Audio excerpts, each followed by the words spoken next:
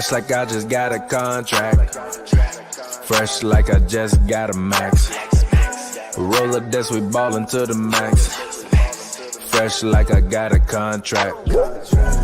Moving through the city, we be going. Yeah. Roll up this, you pullin', now you know. What's up, fans? We are here. We are back. It is going to be an amazing night. Hold on, wait a minute. Y'all hear that? Hold on, that ain't me. Oh, my bad. Sorry. Had the YouTube on, my bad. But anyways, welcome to Hoops and Brews, man. We got a special episode for you guys. NBA draft special. We got Chris Kidd here. We got Pavy here. We got Daniel Beltz here. Ashley Nicole's coming through. We never know who might come through next on the show. So if you actually are one of the homies and you would like to come talk NBA draft, feel free to hit me up on Twitter right now. If you're watching right now, feel free to drop a like on this. We're going to have a very interesting show because I actually have been doing a lot of draft research over the past couple weeks. I'm not known as a guy that watches a lot of college, basketball, but I've been watching a lot of tape, watching a lot of highlights, trying to kind of really understand these guys. I've been hearing a lot of what these guys have actually had to say. So I think this is going to be a very interesting episode. So as always, I'm going to bring in co-host of the show, rapper extraordinaire Pavy. Go ahead, talk to the people. Let them know how you doing today. I'm good, man. How are you?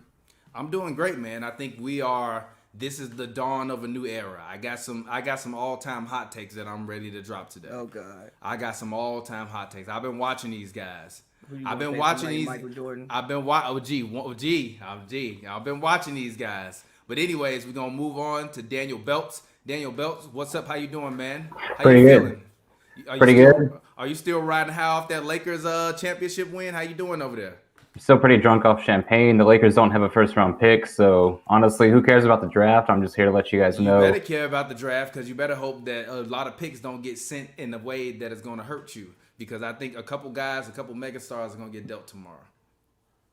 That's fair, but AD, Braun beating not at all. You're not worried about Harden, Kyrie, and KD? I'm never worried about a team. You're not worried about JKK? I'm never worried about a team with James Harden on the team. I respect that. I have historically named him as Small Game James. But anyways, Daniel, how you doing today, man? Welcome to the show. Thank you for coming through as always on Hoops and Brews. How you feeling today, man? Pretty good.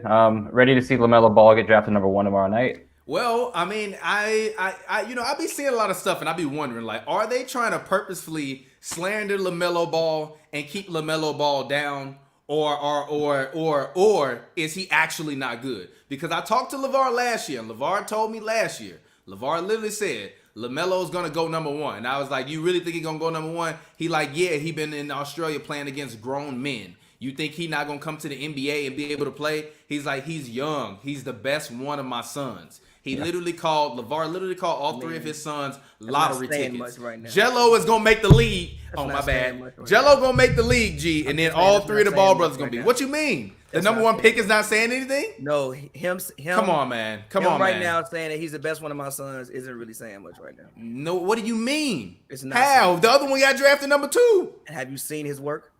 Yeah, he was decent. And then injuries messed the man up. Daniel, help me out here. We're not disrespecting Lonzo Ball today.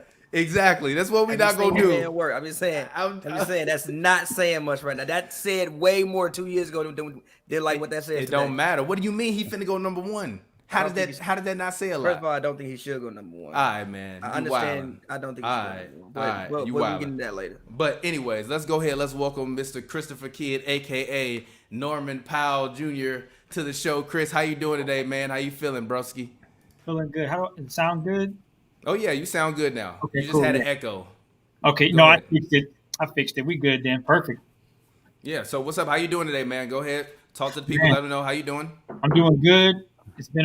Hasn't been a while, but it feels good to be back on the show with you guys, and I'm excited to talk some NBA. We're talking NFL a lot, but I also love the NBA. I'm excited, man. This draft is quite interesting. They don't have any elite superstars. You're lying. They have 2 of them. They have 2 all-time talents in this draft. They actually have 2 all-time talents in this draft. And actually, when we get to talk about my sleepers, you're going to really hear about some guys that I think are actually going to come in and change the league. And I think the Spurs are going to have another one. You said sleepers that are going to change the league? Wow. Yes, G. Yes. What do you mean? Draymond was a sleeper that changed the league. Nobody thought Draymond would be who Draymond is. I don't know. Draymond won a sleeper? You're lying to me. I didn't say he wasn't a sleeper. Okay, then. So did he not change the league? He didn't help change the league? I'm not really sure Draymond was a sleeper. All right, G. Thank you, Oh, Pavy. you wildin', G. I don't think Draymond was. Draymond was wildin', G. Listen, Draymond was a highly decorated college player. It's not like Draymond came out of nowhere. He was a highly decorated college player. Come on, G. Now look. You thought Draymond was gonna win Defensive Player of the Year? Listen. Now I think people looked at his measurables and wondered if he would be able to last in the league. But I wouldn't say that like he came completely out of nowhere. He came from a program that's historically put together, good NBA athletes, a historic program, play under Tom Izzo. I wouldn't necessarily say he came just out of nowhere. But no, we didn't. Okay, fine. He's not like Leslie Varner Jr. in the sense where he's coming out of nowhere and potentially might make the league. But let's not act like he was highly touted, like he was some number one pick or Blake Griffin guy. But he still came in and he changed the league. I think that there are a few guys in this draft that can come in defensively and offensively and be generational talents. But let's go ahead. Let's bring Christopher Kidd back in, and then we're going to bring Ashley Nicole in a second. But overall thoughts on kind of what you expect from kind of the madness that has been going on. Do you think that any of the potential trades will affect what we're going to see tomorrow? Just from what Woj said, that a lot of teams are trading tomorrow. He says expect a lot of actions for veteran players for first-round picks. I expect a lot of movement tomorrow, and I expect the 4 or 5 teams that are going to compete for a championship tomorrow to make a lot of moves. Including the Lakers? Of course, including the Lakers. Really? What moves do you expect the Lakers to make? They don't have any picks, G. I don't know. Trading. Well, tomorrow the Schroeder trade becomes official once we pick 28. Okay. And there's rumors about the Lakers trying to expand that to get Kelly Oubre. Oh, okay. In that trade, the Lakers would have to trade with the Suns something. So now that would be very interesting. That would be very, very interesting. There's Kuzma and the Knicks. Discussions right now. Tibbs do not want Kuzma. For what though? Kuzma. Tom Thibodeau don't want Kuzma. Tom Thibodeau will have an aneurysm if Kyle Kuzma's on the side. No, he wouldn't. No, yes, he wouldn't. What? Kuzma will compete. Kuzma, no. Let's Tibbs relax. is gonna have an aneurysm on the sidelines. No. Let's relax. Kuzma competes. I don't think he's some. That man gonna have a cognitive decline if he stop it, G. No. And Kuzma? Where are you, G? I heard you was trying to give away some PS5s and it never happened. And then he deactivated Twitter yesterday. Yeah, exactly, G. Come on, G. What you on, His agent probably called him and told him like, "Yo, bro, delete Twitter for a couple days. You wilding." Yeah. Like, why was he wilding though? Why was he wilding? No, it's like been like just saying he was underestimated, and I feel him. He a champion. He a champion. No, Kuzma has been offering his opinions on things that like. So is Josh Hart. Do you care about what Josh Hart got to say? Josh Hart really don't offer his opinions on that much. Like Josh Hart offers his opinions. That man's Josh Hart said if the Nets get James Harden, that's NBA things though. That's like NBA business. Kuzma was wild about other shit. Yeah, like whereas. Go ahead, let's talk about it. What was he wilding about? I'm confused. What was he tweeting? News or something? I'm not saying he got an OnlyFans. No, yo, low key. That's gonna be the name of this episode. Cool is definitely gonna be the first. That's not gonna be the name of this episode. We're not naming that episode that. No, it's not. Cool definitely might be the first NBA player, the first active NBA player with OnlyFans to be like, yeah, I put my vlog up here. It's like, all right, G, we better not randomly see no salami pics up there. But wow. Hey, shit, we've seen it before on Instagram. On Instagram, there's a lot of guys that done let it leak on Instagram. You want your own, bro. Exactly, bro. So, and also speaking of this, I was watching some draft coverage, and some of these young guys just be still getting arrested. G, it's like, how are you a first round potential pick and you out here getting arrested? What is wrong with you, bro? You tweaking. You tweaking. But anyways, Ashley Nicole, if she's ready, we're gonna bring her in right now. Let her grace us with her draft thoughts. Ashley, how you doing today? Well, what's up, guys? 1 second. My bad. What's up? What up? I'm good. How are you guys? Long time no see. Yeah, exactly. So how's everybody doing today? We good? I'm good. It's been a crazy couple of days over here. It's been a lot. I'm a little and if I look at my phone a lot throughout the show, I'm not being rude, I can get a tip like at any moment. So if I keep glancing at my phone, that is why. Before you So, tweet that, you better say that. I want to hear that. I know. I'll tell you guys before I tweet it, Alright, but cool. I'm just letting you But know. If I'm looking at it's my fine. phone, that's why. It's fine. I can also just like solo put other people on the camera. But anyways, we talking draft, NBA draft. LaMelo Ball, people feel he's going to be the number 1 draft pick. What are your thoughts about the NBA draft upcoming? Do you think we have any stars? Do you think LaMelo Ball is going to be a star? Do you think he's all hype? What do you feel about it, Ashley? How do you feel?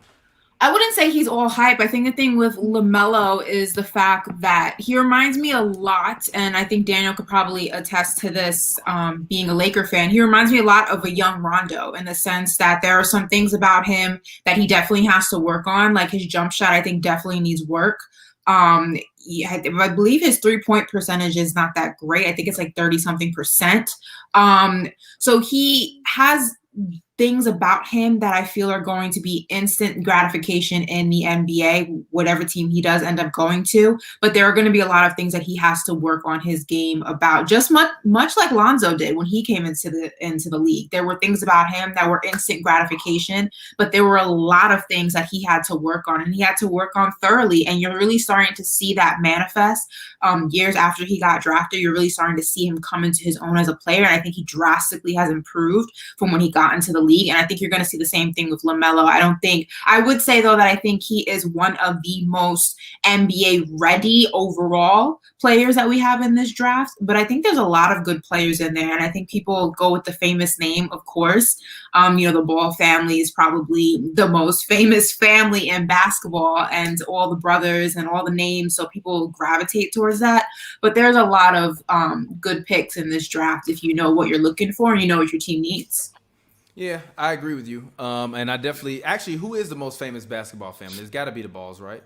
No, It would definitely be the Balls. Well, the Curry family, yes, but I think from a standpoint of Nah, the Curry family, no, yes, they're but not. No, they're not. but G. here's the thing. Dale Curry now is G. Yeah, Look, I'm gonna that's keep it the G with thing. you. I'm gonna keep it G with you. Dale Curry not more famous than LeVar Ball, G. Yeah. So the thing is He's not more famous than LeVar. He's No, not Dale more Curry- famous than Big all Var. of them. Huh? No, the Curry family is different because you have. G, this man LaMelo in high school with his own reality show. Go ahead, Ashley. No, but also if you look, the Curry family is different from the Ball family because the Curry family, Del Curry, is from a whole different generation of basketball. And then you have the brothers, whereas the Ball family is the most recent, most famous family from, Big Baller Brand to the reality show to all 3 of the brothers, the drama on and off the field with, this girl, that girl, LeVar and them beefing, LeVar being on First Take, hitting on Molly Quirm and all that. I mean, that family is definitely the most famous family in basketball, without a doubt. So far at least. I would go to Curry's. I just think that Dale Curry. I think Dale Curry, who arguably Dale Curry was already known as one of the best shooters in NBA history before his son comes in. Nobody's doubting talent, though. I'm not talking talent. I'm talking notoriety. I feel you, but I feel like anybody who watched basketball in the 90s, the name Dale Curry. Yeah, but I mean, I was a kid in the 90s. How old were you? So, I'm talking Dale Curry. Okay, but people watching basketball now, the younger fans, millennial generation, if you ask them to name all the Currys and to name all the Balls, I'm pretty sure most people will be able to name all the Balls. Okay. You know what I mean? First of all, their names all begin with the same letter. It makes it very, very easy. They're like the Kardashians of basketball, essentially, Yeah, I would say, at least. Right. Which one would be Kim? That's the real question. Who's the Kim in the family? There is no Kim. LeVar. No, LeVar would not be Kim. Melo. LeVar is definitely Chris. Melo, yeah. LeVar is Chris. Yeah. Melo would be Kim. I think that's disrespectful. I guess. LeVar The is real Kim. question is LeVar is Kim, G. LeVar is definitely Kim, G. Don't nobody. No, LeVar would be G. Chris. Nobody care. G. Nobody would care about the Ball brothers if it was not for LeVar. Ball. Nobody would care about the Kardashians if Chris didn't make us sell that sex tape. That's not a fact, G. Come on. G. How the tape gonna get out, G? She gonna leak it herself? Possibility. G, they had a Vixen deal? Biffit deal? Who You guys think are wrote wild the right deal? now. G, This is wild. this is the second night in a row we need to give you a nasty award. So I'm the only one. All right, bro. Really?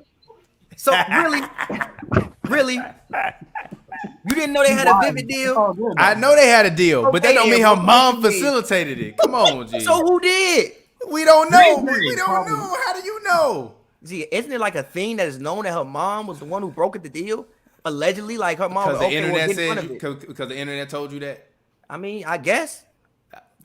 Exactly. This is my point with this is my exact problem with the media, G. With the internet, G. Because the internet told you that now you believe that. Come on, G. Sounds Stop believable. that, G. When have you ever heard her say that? Stop this. You're Sounds ridiculous, believable to bro. me. You're absolutely Knowing ridiculous. everything I know about Kris Jenner, sound believable to me. Yeah, She is absolutely ridiculous, She G. is a master marketer. She can She teach is. class.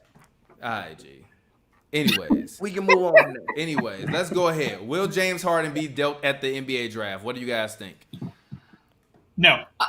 Yeah, I'm going with no. I think if we see any James Harden movement, it's gonna be after the draft or it's gonna be before the draft tomorrow morning, afternoon. I don't think the draft is gonna be any indication, or rather it's gonna have any bearing on whether or not or where James Harden goes. I think also, I think a lot of people, it sounds good on paper sending James Harden to Brooklyn, but there's a few things that I'm concerned about. Well, for starters, most importantly, I think people don't realize the fact that Houston does not have to trade James Harden. Like, it's not like they have to trade him because he's demanding a trade. Like, he can very much stay in Houston. And from what I'm hearing, various reports is that Houston is in no rush to get rid of Harden, to adhere to his trade request. And they can very much play a big chunk of the season with both Westbrook and Harden. So I know people, the trade sounds good on paper. There's no rush on Houston's end. Essentially, the ball is in their court. They can either pass the ball or they can shoot it. The decision is theirs. I think essentially, though, the way I'm looking at it is I feel although the trade to Brooklyn would work for Harden, I feel essentially a trade to Philly would be better in reward for Houston. And at the end of the day, Houston is going to look out for themselves. Yes, you hope that your franchise does right by you and, drafts and trades you rather to where you would like to go. But, basketball is a business at the end of the day, and Houston's going to do what Houston needs to do to better themselves. And I think that's going to send him to Philly if he does get traded. I have a question. Yeah. Wasn't there a thing that said that Philly wasn't looking to part ways with Ben Simmons? Yeah. So there's rumors that they weren't or they were. They were not trying to part ways with Ben Simmons. It depends. There's so many different reports, and that's the one thing about the offseason when people get so angry at reporters. Like, you said that wasn't gonna. It's so many different reports, and one day something could be true and something cannot. That initially was the report. Now they're saying that if Harden is traded to the 76ers, that more than likely Ben Simmons is going to be a big puzzle piece in making that happen. And you have to think about it. If you're Houston and you're giving away your superstar, and it's not like James Harden is a low-tier superstar. This is one of the superstars in the NBA. Do you really not want a superstar in return if you're going to go adhere to his trade request? No, you're going to get somebody who you feel has superstar potential that you can build a team around, hopefully make a run with.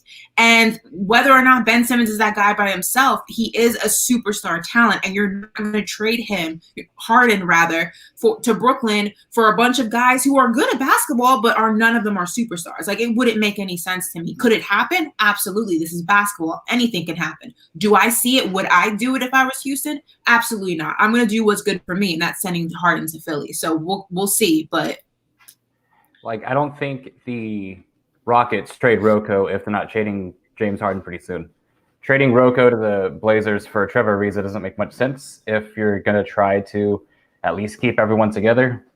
Why trade Rocco if you're to keep Harden and Westbrook? See, because I disagree with this last night. For one, Trevor Ariza, I guess there was a lot of issue with the team when Trevor left. They were sad to see him go. He left over $3 million. I mean, you got to think, when he left, they were a Chris Paul hamstring away from possibly winning a championship. Also, you did get 2 picks back. It's like once the Rockets made all these trades, they traded Russ. They had no picks. They do have a 15 pick in the draft. And I've said many times since day one, because this draft is so weird because we didn't get a tournament. So it's like a lot of guys. Yeah.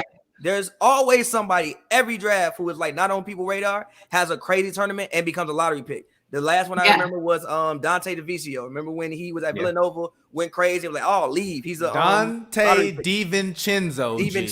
Dante DiVincenzo. Who the Bucks? I'm behind here working the boards and literally Dante DiVincenzo. You've said this man name wrong for like 4 years straight. Dante DiVincenzo. G. Who the Bucks just let go, which was such a surprise to me. I mean, we'll get to that later, that whole Drew Holiday situation, but I was surprised because DiVincenzo has been playing and has really been coming into his own as a player. I'd rather have. I mean, they got Bogey though.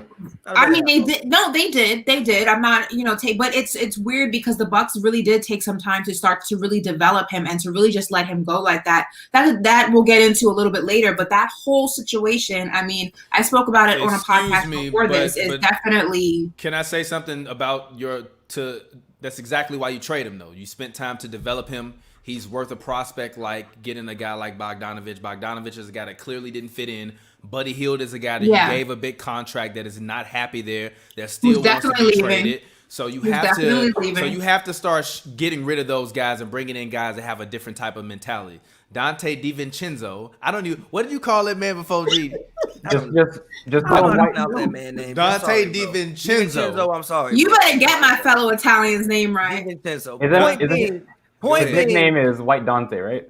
White Dante. There we go. His nickname is White Dante. White Dante. That's what we're going with. White Dante. So anyway, White Dante was a guy who improved his draft stock, I think, tremendously in that tournament. So for the fact that the Rockets got 2 picks, it's not like Trevor is inept at playing basketball. He can still play in Houston. He just basically gonna be asked to shoot corner threes, which is what he's great at anyway. Go back to your role. And also, I think that because of if the Rockets didn't get the Mavs assistant coach, I would probably say blow it up, whatever, do whatever. But the Mavericks had statistically, the best offense in NBA history last year. And again, also, Russ had the COVID. Russ had the quad. The quad. Like, bubble Russ is not the Russ that we saw during the season. I personally think unless you really, really are just so hell-bent on breaking everything down, you give it one more shot. And you're talking about Houston. Like you don't have to trade them. Why? No, I agree. I agree. I think though that there's deeper-ish seated issues in Houston, and from what they've been circulating, like not to cut you off, but one of the things that they've been circulating is that Harden was not approached or was not consulted rather in any of the decision making that Houston has made since he has got there, which has rubbed him the wrong way. Because if you look, LeBron, that would never happen with the Lakers or when he was in Cleveland. Like there's a certain level of respect you feel you've acquired as a player who has reached a certain tier. And when you don't get that from a franchise, from an organization that you really like kind of revive, let's be honest, like Harden going to Houston revived that franchise because nobody was checking for the Rockets for a very long time. Him being there, bringing that attention, whether good or bad, whether on the court or off the court, has really made Houston a team that people continually talk about. So you feel disrespected in a sense. Now, does that mean you jump ship and you kind of try to bully your way into going to a different team? I don't know. I've never been in that position, but I do feel though that's a dangerous territory. And I feel like only certain players, and I tweeted this yesterday, only certain players have that kind of pull. LeBron can do that. Back in the day, Jordan could do that. Kobe could do that. Can James Harden do that and have it successfully go his way? I don't know. I don't know if he's that kind of a guy. Question. Didn't they, so they never consulted him about Chris Paul or Russ? Because I guess the reports were that they call him and ask him like, yo, do you want to play with these guys? That never happened? I don't know. If you watch, all the Smoke podcasts with Matt Barnes, he basically said that he's obviously having conversations and, he's a former player, so players trust other players. And he said that is the biggest issue for James Harden, is that he has not been consulted on decisions, what those decisions are. I mean, I would think that they consulted him about bringing a big talent like Westbrook in. And even if they didn't consult him, Westbrook probably reached out to him and said, hey, this is kind of what we're discussing. Like, what do you think about this? I'm sure they have at least a civil enough relationship that was something that was discussed, at least between the two of them. What other decisions they could be referring to, I'm not quite sure. Maybe it's Chris Paul. Maybe it's Carmelo Anthony. Maybe, there's a lot of different factors. But I just think it's a risky thing to kind of force your organization's hand in trading you, because they can do one or two things. They can trade you somewhere you don't want to go, to be like, okay, that's what you want to do? Watch me work. Or two, they can trade you to a team that's on your list, may not be at the top of your list, but benefits them the best. So, I mean, it's a catch-22. It's a very messy, tricky, sticky situation. I feel like Harden does not go anywhere before the beginning of the season. What transpires around the All-Star break, that's a different conversation. I mean, but also I think there's been English that the Rockets only looking to save money. So that would be where's the thing where it's like, okay, if you're looking to save money, then I can understand why you would just let those guys go. Other than that, unless you get a deal that you're blown away about, completely blown away about, I don't see, like, does he have 3 years left in his deal? Yeah, it's like 2. I think it's like 2.5, 3. But let's round it to 3. But like, I'm also very confused because, to your point about not wanting to pay people, why would you swap allegedly? Let's use the word allegedly. Why would you allegedly swap a bad contract with Westbrook for a bad John Wall contract? Like, it doesn't make any sense. The reason why you swap that is because you can get some picks. The Washington Wizards actually have a few picks this draft. They have the number 9 pick, and they also have the number 37 pick. I would take both of them picks from them this year. Draft somebody from them. John Wall is also a guy. Yeah, he coming back from the Achilles. He's looked pretty good. Russell Westbrook literally has the highest valued contract in the NBA currently this point in time at $206.7 million for the duration of his contract. He's owed that until 2023. So if I'm the Houston Rockets and you're trying to shed salary, that's exactly the route you go. You get rid of him for John Wall. John Wall had a big supermax because he was one of the first people to get one of those big supermaxes, right? But that was before the TV deal kicked in, right? Well, the TV deal kicked in now, so all of their money is astronomical. They trying to offer James Harden $50 million. G, for $50 million, G, call me, G. Call me, G. Call me. Hold on. John Wall last year is like $47 million. John Wall contract is also astronomical as well. He was getting paid $44 to not play. Which is crazy. Which is but also yes, wait a minute. But John Wall's contract is only 4 years, $171 million. Russell Westbrook's contract. Yeah. What do you mean? Russell Westbrook's contract was like 4 years, $206 million. That's a hell of a lot more. What do you mean? That's $36 more million. He was playing though. He was productive. John Wall was sitting. I think it was like still selling jerseys, bro. Still selling jerseys. I feel though. Still selling jerseys. You gave Rui Hachimura the chance to be able to develop himself. He grew his wings. He played very, very well this year. The only thing that they were really, really missing this year was John Wall, to be honest, and also some other defenders out there. I honestly think that the Wizards this year will actually be a 6, 7, or 8 seed this year in the Eastern Conference. Yeah, but that's also from the Wizards. Why? Like I said this many times. Last time John Wall but you can do the same thing with Russ. Yeah, but hold on, wait. Last time John Wall had a healthy season, what I think was like 16, 17, was he had his like best season. He was arguably the second best player in the Eastern Conference, and they were Kelly Olynyk turning into Larry Bird in Game 7 away from possibly going to the conference finals. One thing, John Wall allegedly has been working on his his shooting, and also he is a better, I think personally, arguably better pure point guard, court general than what Russell Westbrook is. I want to give it a shot. I want to give it another shot. That's why I think you give it a shot with him and James Harden if you can. And you tell, hey, James, I know you want to leave, G. John gonna go clubbing with you, bro. Y'all can go to the club together, G. Y'all can retire y'all jerseys and become all-stars outside of the club. I don't have together. an issue. And then be all-stars. Are you saying like strip club all-stars? Is that what you're basically saying? Yes, I'm saying yes. All right, Lou Will all-stars. That's what I call them. Y'all can be a Lou Will all-star, G.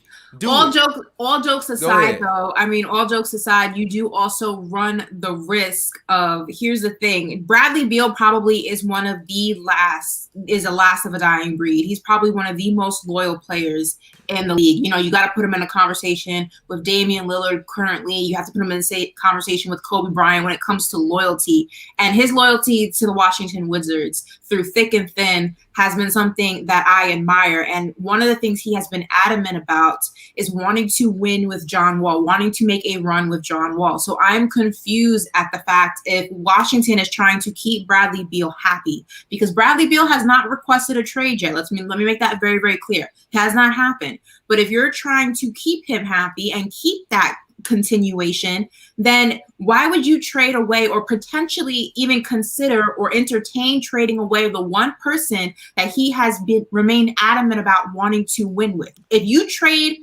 Wall to Houston and bring Westbrook in, you run the risk of Bradley Beal saying, okay, this is the final straw, trade me and trade me now. And why Washington would even try to play Russian roulette like that is beyond me. That is a very dangerous game to play in. And I feel like Washington's going to come out on a losing end. Draft picks because they can move them. But also, I will say this, I will apologize. I'm looking at the contracts right now. And technically, John Wall actually will make $363,000 more over the duration of his contract than Russell Westbrook. So I actually take that back.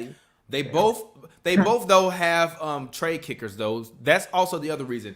Can teams do that where they basically trade two guys with trade kickers just so that way they can be able to use that trade kicker? They could, but I mean, I guess, but I mean, wouldn't that allow them to be able to kind of leverage things within the cap? That's just like me, like doing some fake capologist stuff. I know you play a lot of 2K, GMO, Pavy.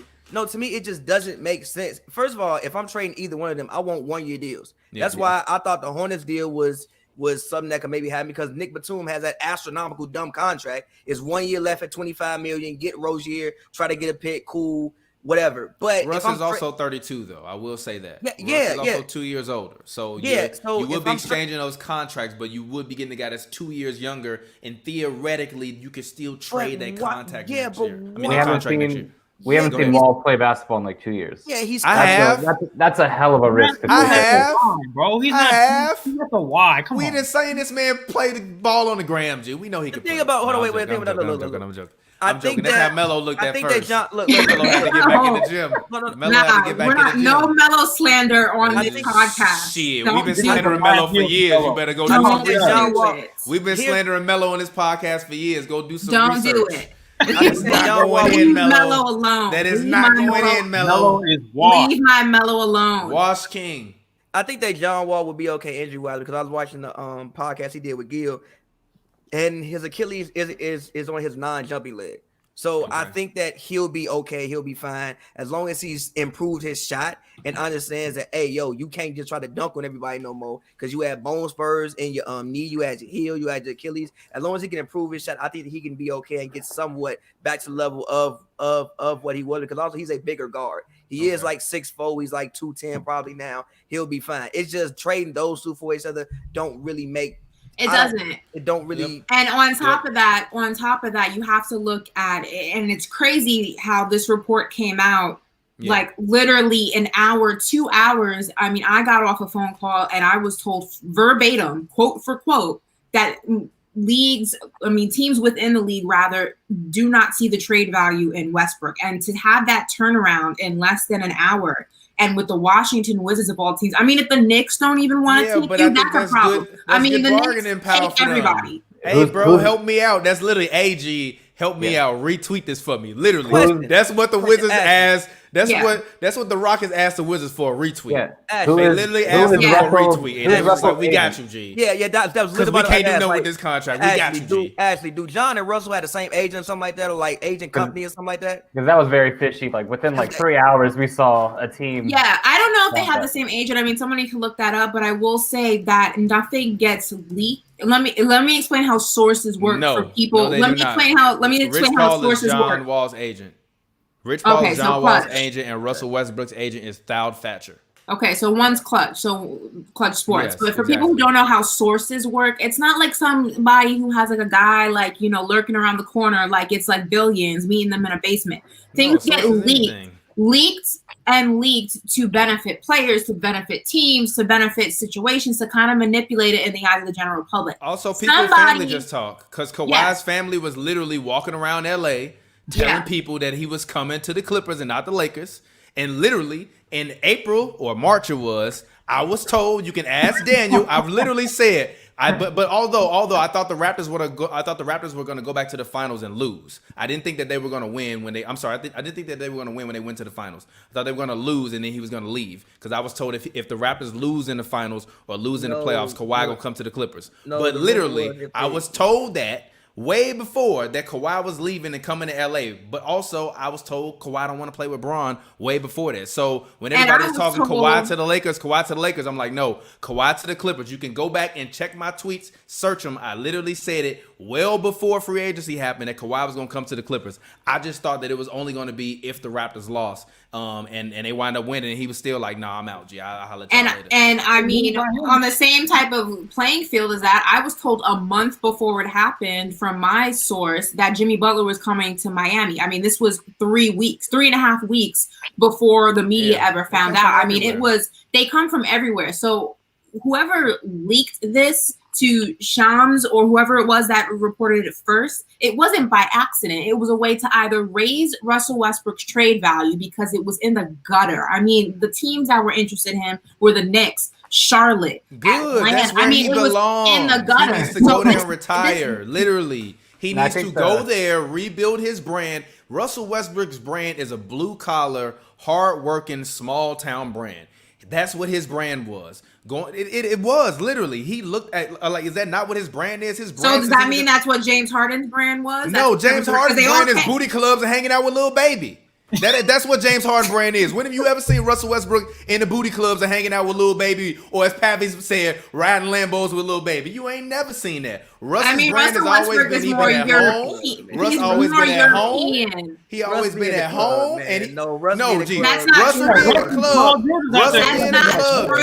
Russell be in the club, but not like Harden, G. Not like Harden, G. That's true, but you literally, Ashley, you literally sent us a meme about Harden getting his jersey retired, or people crying when Harden retired, and then you got the nerve to sit up here and tell me that Russell Westbrook be in the club as much as Harden, G. The only person that Russ was in the club with was Nip, G. No, the video said and he all get the respect strippers. For that, G. The video said all the strippers from Houston following Harden to Brooklyn or wherever it was, and they were all like waiting in the airport, like with their bags and stuff. Hey, look, them flights into LaGuardia a little bit more expensive, baby girl. They got to quarantine for a week first. Listen, New York is not playing no games out there. They better quarantine for a week. I'm gonna keep the harem. I got homies that have been in and out of New York the past couple weeks. Ain't nobody quarantining. I know. Literally, like me and Pavy said, we decided quarantine was over, and that was it. That's what it was. But anyways, let's actually move on. Let's actually talk some draft stuff. Number one picks. Should the number one pick be LaMelo Ball? Who do you guys think the Timberwolves should be the number one pick? Also, do you think the Bulls should trade up for it? Because that's a rumor as well. The Timberwolves should do everything they possibly can to trade that pick. Trade it. Who? I don't care. Just whoever wants it, trade it. At some point, the Timberwolves have to actually. It sucks that Malik Beasley did what he did because before they made that trade for D'Lo, allegedly, let's say allegedly, G. Ain't trying to get sued. Ain't trying to get sued. You gotta use allegedly. Allegedly, this man never used allegedly. Before they, because I hope nobody ever slanders you, G. Because people say allegedly, G. Because before they made that trade, I didn't know what they were trying to do as a basketball team. Once they made that trade, they finally had some semblance of an actual basketball team. At some point, the Timberwolves, who have been rebuilding since literally 2005, before I was even in high school, they have to eventually at least attempt to win some basketball games. Why are you trying to develop more young players? What, you going to pick LaMelo and stick him in the backcourt with D'Lo? What does that do? Don't you want D'Lo to have the ball? Like, what does that do? And then also, Cat, eventually he's going to want to leave. He's going to want to leave if you actually not get him some players to actually win games. I think he's like, 24, 25 years old now? Something like that. Like, he's getting into his prime. So me personally, I would trade the pick for the best thing I could possibly get. Trade down. Also, I heard a report that they want to trade down because they didn't like what they did with Jared Culver last year. So they kind of want to trade down. Trade down, still keep a pick, and see if you can get some pieces or some more veteran-led guys and guys that can help you win more so right now. I agree. I agree. Talent, man. You got to go after Anthony Edwards, man. The kid is physical. He's unique. He's 19. I think that's the guy you go for, and he can score. Defensively, there's a few things he can work on, but I think he's a really good fit with D'Lo, Cat. I think that would be a fun little three right there. I really think the Minnesota Timberwolves should go for him. I mean, I get what you're saying, Pavy, but at the same time, at what point do you make a stand and say, you know what, we're going to take this young guy, we're going to mold him into what we want him to be, and we're going to get after him? I agree. And I agree with what Pavy says. You know, LaMelo, like I said in the beginning, he has a lot of things about him that are great. But, I mean, his shot is all over the place. his defense, I mean, it's an issue. It's hot and cold, and he needs a lot of refining. He needs a lot of refining. No. Now I gotta interject. Now y'all gonna call me rude because now it's time for me to interject, G. Who in the NBA playing defense right now? Nobody. LeBron. What are you talking about? Champion. Come on, G. The Warriors 4 play games, defense. G. The win with KD was there, G. Draymond is washed now. Miami plays defense. First of all, Tom, barely. you acted like They gave up more points than they got scored on. I mean, they gave up way more points than they scored. What I'm saying is, just because nobody in the league right now currently is playing defense does not mean that you want a player who does not play defense, who has no commitment to defense. The difference is that do that, G. It doesn't. I mean, it doesn't matter. Even if he's Jamal Crawford on steroids, that's fire. Give me that. I want that. What? It doesn't. I said no. I said even if LaMelo is Jamal Crawford on steroids, yeah, give me that. Jamal Crawford is a perennial 6th man of the year. What do you mean? On steroids, that means he's a starter. He's decent, G. Hey, look. That was a reason why Jamal Crawford was always even if he Michael Redd, beat Michael Redd. Michael Redd with a better pass. I honestly think. I told you, I think LaMelo Ball gonna be Kobe with a better pass. No, I really believe that, G. You're out of your mind. He got that being confident. He got that being confidence. He got that being confidence. He don't give a fuck. It doesn't matter. He's gonna pull up. The same with Anthony Edwards. I like Anthony Edwards because of that. He don't care. And Anthony Edwards is also very humble. I don't think he should go number 1 though, because I think I really don't. I think that he's gonna want to like start and dominate the ball immediately. LaMelo is much more of a willing passer, and I think stop. No, he will. I'm being honest. Look at the man tape. Look at what he does. He scores. Stop. LaMelo Ball is a pass first guard, bro. That's what you're talking about. And he still averaged 20. Good. He would be perfect to play with D'Lo. He's 6'8". That means you got D'Lo. No, D'Lo point guard, LaMelo too. Listen. Here's the thing, though. I think LaMelo. If you draft LaMelo number 1, I don't want him to go number 1 though. I want him to go number 4. I want the Chicago Bulls to step up and take this man. I want this man. First of all, that into my veins. Let me interject real quick. I just want to say, Kobe, I am so sorry. What you sorry about? My brother. What you sorry about? What you sorry about? What you sorry about? That young man ain't never been in trouble. What you sorry about? That young man ain't never been in trouble. That young man ain't never been in trouble. That young man ain't never been in trouble. You said he's Kobe Bryant with a better passer. He would have got drafted. He would have got drafted out of high school last year if he would have got the chance to come out of high school. Are you serious? If he would have dead ass, he would have got drafted out of high school. Lie to me. He would have got drafted out of high school. Would he not get drafted out of high school? Lie to me. LaMelo's not a better passer than Lonzo. We'll keep it at 100. Yes, he is. You tripping, G. You tripping, G. You done seen Zoe throw too many of them weak ass outlet passes, G. How many times have you seen Lonzo Ball consistently put that together, G? LaMelo is a better passer than LaMelo. He can't score, G. Who is he passing the ball to? Ain't nobody guard the man. I can't even believe you just said that. I really who guard Lonzo? Who guard Lonzo? G, the man can't shoot, G. I'm still on the fact that you said that LaMelo Ball is Kobe Bryant. I'm dead ass serious. I'm dead ass serious, and I want y'all to apologize to me when that man turned up. I'm dead ass serious, and when that man turned up, I want my apologies. When that man come in the league and turn up, I want my apologies. You want to bet? Can we not? You can say he won 5 rings, but when he come in the league and turn up, I want my apologies. So then he can't be Kobe Bryant if he's not winning 5. What you mean? Kobe was weak as hell his first 2 years. We're not gonna act like Kobe was an all-star in the first 2 years. We're not gonna disrespect Kobe Bryant. Stop that. We're not disrespecting Kobe. Well, we're not gonna have revisionist history, G. Kobe wouldn't appreciate that. No, Kobe wouldn't appreciate that. Kobe has said many a times that he had to work his way up because he was not appreciated. He wasn't that good. That his coach didn't like him. No. Kobe literally said his coach did not like him. G. I can't even believe what I'm we not act like Kobe was Kobe when he first came in the league. G. R.I.P. That's no disrespect to Kobe. Moving on. Kobe came out the gate killing it. Kobe came out the gate killing it. Kobe came out the gate killing it. I'm asking y'all a question. Kobe came out the gate.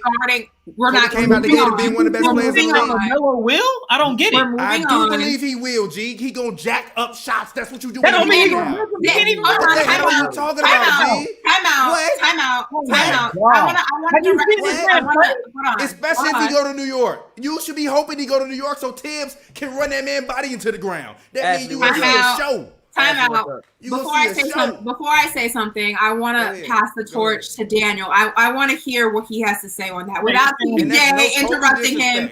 Go ahead, Daniel. You have the floor. Daniel, you have the floor. Thomas, be quiet. Daniel, you have the floor. Go ahead. Daniel, listen, I love LaMelo. Don't ever put LaMelo in the same sentence with Kobe again. Why? He's not. He's not like that. I guarantee you put Lonzo in the same conversation as Magic Johnson. I need to go search through your tweets and start retweeting and sending you screenshots, G. No, it's not, G. Come on. We act like this disrespectful. It's not, G. Saying somebody can be as good as Kobe Bryant is praise for them. It's not disrespect, G. It's disrespectful. No, it's not. No, it's not. When somebody can come in, they can shoot, and then European, somebody call them Drazen Petrovic. It's different styles, bro. It is different styles. I literally said I would give a comparison for LaMelo Ball. I would give a comparison for LaMelo Ball. Best case scenario, it would be Penny Hardaway. It's different styles, bro. Yeah. For one, LaMelo is an actual point guard. No, G, that's Penny Hardaway. Kobe played defense. Kobe played defense. Kobe with a pass. Kobe could play defense at 18. Melo can't. If you can say Penny Hardaway, why I can't say Kobe with a pass? Kobe's one of the greatest. I didn't say he's going to be better than Kobe. I didn't say he's going to be better than Kobe. I said he's going to be Kobe with a pass. Kobe. I didn't say he's going to be better than Kobe. That's the crazy part. Y'all put some respect on my man. Kobe with a pass. Y'all put some respect on my man. Y'all put some respect on my man. Kobe don't like what y'all saying right now. Go ahead.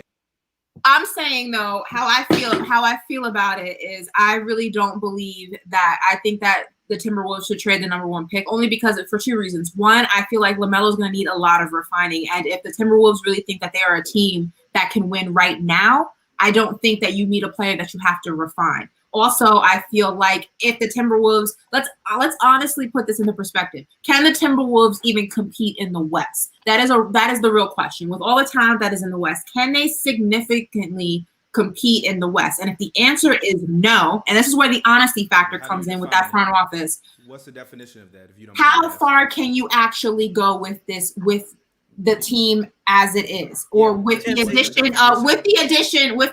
of LaMelo Ball? Hypothetically, how far can you actually go? Is it worth a number 1 pick? But here's the thing, though. Wait.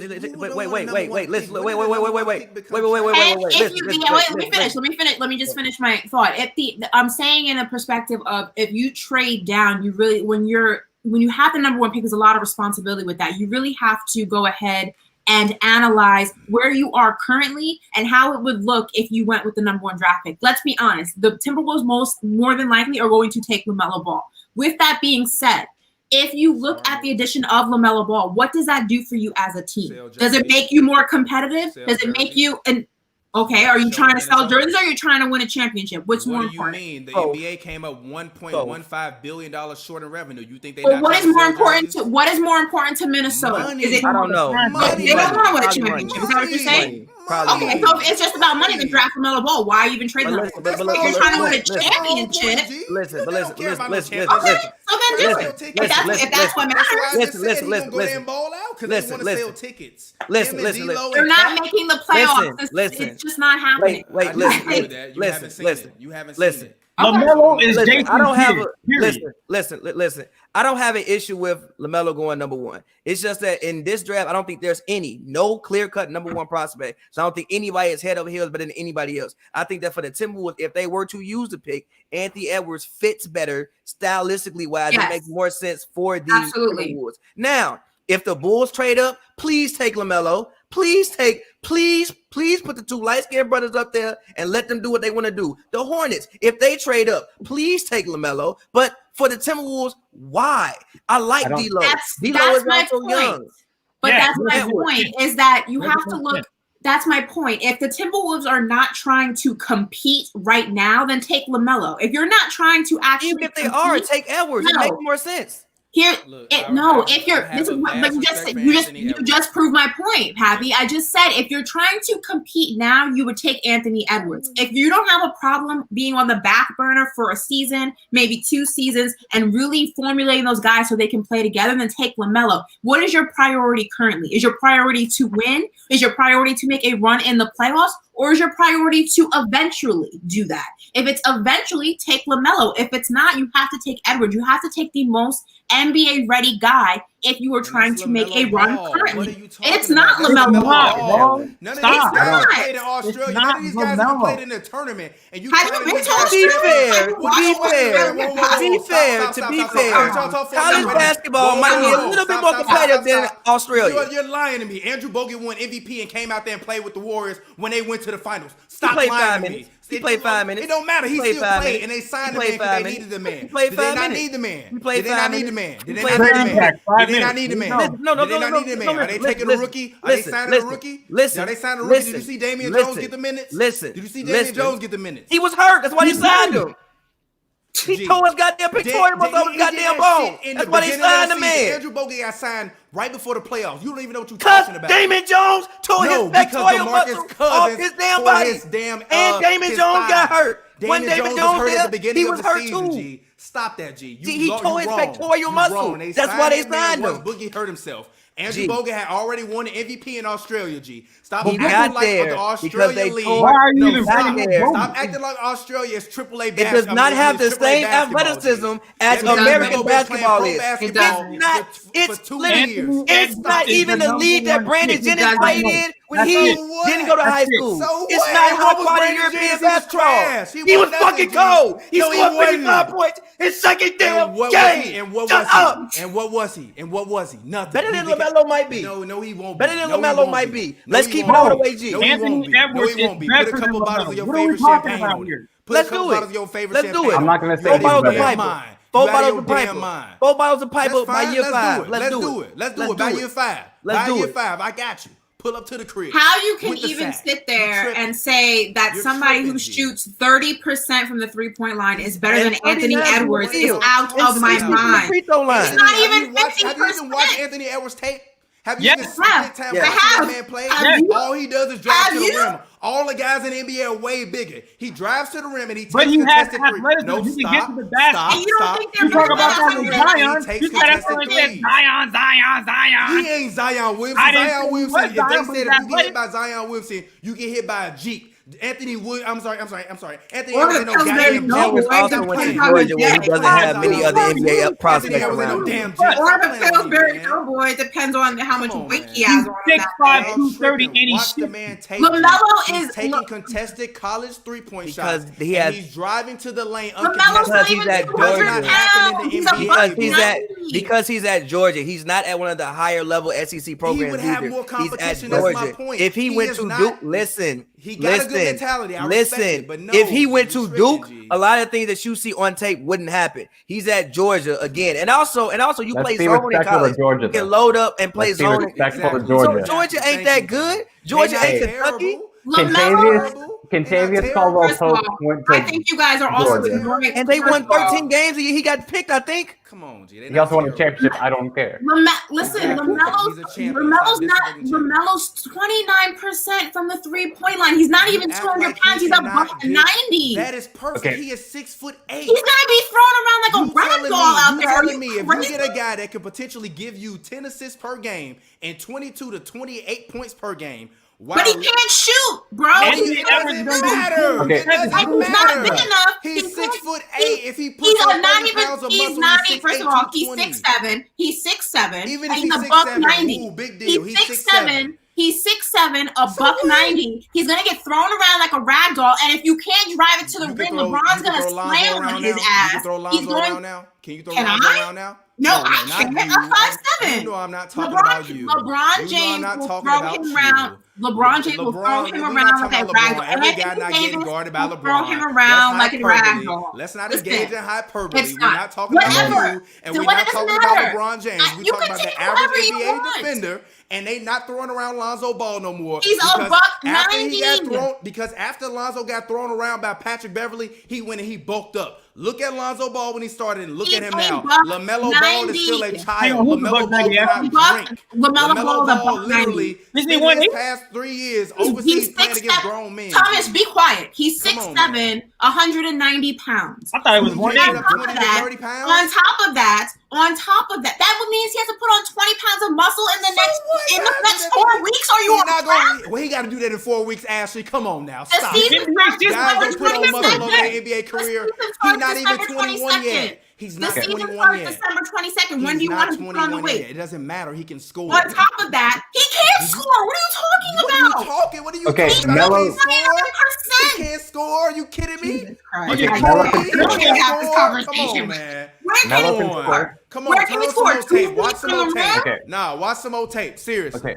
so Watch some LaMelo more can tape. score. You and Chris. He just- Well, hashtag watch What more do you basketball. mean? Daniel, go Y'all ahead. ain't been watching Daniel, go little ahead. tape. Go back Daniel, and go watch some ahead. tape, G. My fault. Daniel, Go go back ahead. and watch Go some ahead. tape. Okay. Because if it's LaMelo- one thing people ain't told me is LaMelo ain't a scorer. Thomas, be quiet. Come LaMelo. on, man. No, you LaMelo can't can shush score. me on my Daniel, show. go ahead. This is my show. You can't shush me on my show. I'm shushing you No, now. you Daniel, can't shush go. me on my show. Go, Daniel. You can't I just shush me did. on my I show. just did. Go Daniel, watch go some ahead. tape on LaMelo Daniel, Ball. go ahead. Go Okay. watch Go some tape ahead. on LaMelo Ball because y'all clearly ain't watched tape. Y'all watching Sports Center highlights and ain't I'm not actually watching watched the man Sports play Center. basketball. Don't ever insult What's the man my best pass then? homework. What's his best Don't pass? Insult, don't What's his insult best my pass? homework. Daniel, What's go the best ahead. pass he got Go then? ahead. What's I'm his best listening, pass? Daniel. What's his I'm best listening, pass? Daniel. What's his I'm best listening, pass? Daniel. What's his I'm best muting you. pass? I'm turning you What's off. his best pass? I'm turning you What's off. his Next favorite question. pass? Daniel, What's his go favorite ahead. pass? What's his You're favorite not going to hand? bad. You're not going to Exactly. badger Come me on, to man. answer your Come on, question. man. Daniel, Come I'm on, listening man. to you. Go Come on, ahead. man. Okay. You got Go watch Melo ahead. some can more score. tape, G. Melo Watch can some more score. tape, He G. can get to the rim. He can do everything. He just needs to stop taking dickhead shots every time he touches the ball. He wants to take the 30-foot shot. He wants to be Trae Young. He needs to get that out of his system as soon as he can and just focus on the things he does well. And he would shoot a respectable percentage from 3 from the rim and from the floor. It's just he likes to take those 30-footers, one leg like fadeaways where it's not basically winning basketball. Once he gets that out of his system, kind of like Lonzo did at UCLA, and he kind of like refined UCLA. Lonzo did it in the NBA. He toned everything down. Once he follows in his brother's footstep, like Ashley was saying, Lonzo was tiny, and Thomas was saying as well. Lonzo was tiny when he came to the NBA. He put on some muscle. It'll take a year, maybe 2. But LaMelo will be a great NBA product. But if the Timberwolves are taking someone, they should take Anthony Edwards. I think the Timberwolves should trade. I think the Warriors should trade. That was my point. Yeah, I don't think either. Yeah.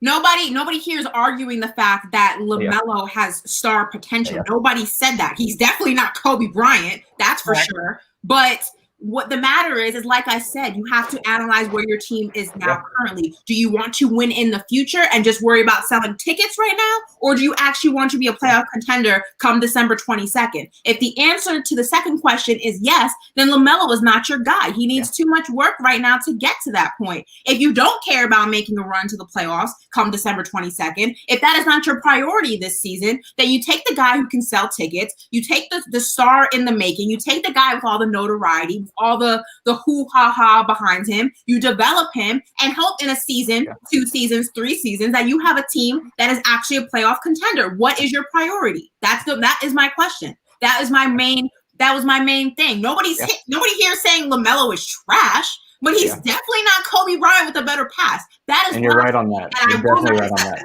It's just not the case. It's not blasphemy. Here's my thing about LaMelo. It's not blasphemy. You talking about his Here's show, my I'm thing talking about LaMelo. his I game. think that his game is perfect for Here's my Minnesota. thing about Literally LaMelo. perfect I for think Minnesota. that LaMelo has probably the highest upside in the draft. He also has the lowest floor as well. Like LaMelo could be a star. He also could be out the league. He will be a star. It's not could. He will be a star. It depends. It depends. And also doesn't LaMelo have back issues as well? Didn't he have the back issues he's had some injuries. Like he's also 19 years old. His body will bounce back like that. Yeah, but if you got back issues at 16, 19, playing against grown men, and he's 19. That's my entire point. Is he's been playing against grown men and he has been a child. So anything you guys tell me about a child playing against grown men and still playing exceptionally well means that when he turns into a grown-ass man, he gonna play like a grown-ass man against grown men, not like a child against grown men. He has been a child against grown men for years and still been making them look foolish.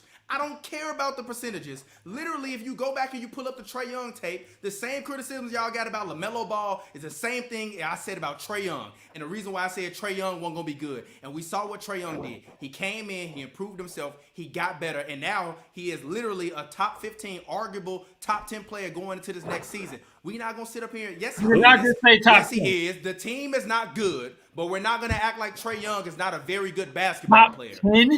I said top 15, arguable top 10 going Not into arguable. the season. Yes, it is. Yes, it is. The team is not good. The team is not good, but he is good. But that's my point. You literally just proved my point. No, because your point don't make sense because nobody was. Yes, it does. You just proved it with Trae Young. Nobody was expecting the Timberwolves to make the playoffs. Who was expecting the Timberwolves to make the playoffs? You We're expecting expecting them to the win Timberwolves. 35 games. That's We're good expecting for the them. You Timberwolves expecting them to to- sell. You just They expecting have them to sell D'Lo. merchandise. To start You expecting them to attempting- sell I'm not expecting merchandise. the We are You start expecting getting bottom a seed. fan base. You're They have tripping, D'Lo. G. They have Cat. We're expecting the Timberwolves to make the playoffs next year. Exactly. No, Are you're these not. bottom No, seed? you're not. We You're not are being expecting the realistic, bro. Timberwolves to start actually putting an actual 30 to basketball team 35 on the games. court Yes. that makes sense, which they haven't done in literally 15 30 to years. 35 games. We You're expect putting them together to a system actually- that makes sense. We actually expect them to put together a basketball team that actually makes sense. Where you look at their roster and say, hey, I see what you guys are doing, which I have not been able to figure out what they've been doing since they traded away KG. That's what I expect from them. Yeah. But can we please move along? Let's go to the Warriors. What are they doing it to? Top 15 is wild, but whatever. 15 is not wild. And also, this is my point about the Timberwolves. Them winning 30 games or 35 games is an improvement. They won 19 games last year. So Wasn't everyone was in and out of the lineup? No. Yeah, no, like that Yes, doesn't. but that's my point. You need to put together and start to give your fan base a product that they want to buy into. Fans will not be able to go into those arenas, so you need to sell merchandise. LaMelo Ball is social media gold. He's merchandising gold. He's had his own shoe. He's an international star. He has his own reality TV show. If you are the Timberwolves and Does you anybody want to watch build a that show? what do you mean? It still get 1 million views every time? Where is it? It doesn't. Every now and then, on Facebook. It don't matter. It still get 1 million views every time. I ain't getting 1 million views on Facebook. But you keep talking about fans and buying into fans and fans. You do realize there's not going to be any fans in these arenas. Do you realize that? So what are you buying into That's my exactly? entire point, Ashley. So what are you buying? What are you buying? That they love him on social media and that they buy merchandise, and he needs to sell merchandise, and he does well on social media. If he does well on social media and he wears Timberwolves gear instead of Big Baller Brand or Puma gear, the Timberwolves look good. Well, he When you signed think to about a Puma, Chicago so- Bulls silhouette, when you think about Michael Jordan, you may not think of the logo, but you do think about the red, the black, and the white. That's what you want people to think about if you're thinking about LaMelo Ball. I'm not joking. This guy for them should be their next big ticket. He shouldn't be someone that Nobody. This guy said nobody watches that nonsense. That's all right, bad. y'all, you can say that, but you can Nobody say that, but you don't watches live that in middle show. America. You don't live in middle America. You live People in major Middle cities. America are watching the Big Baller Minnesota reality show on Timberwolves. Facebook. Yes, that's who watches Facebook. Who do you think are on Facebook?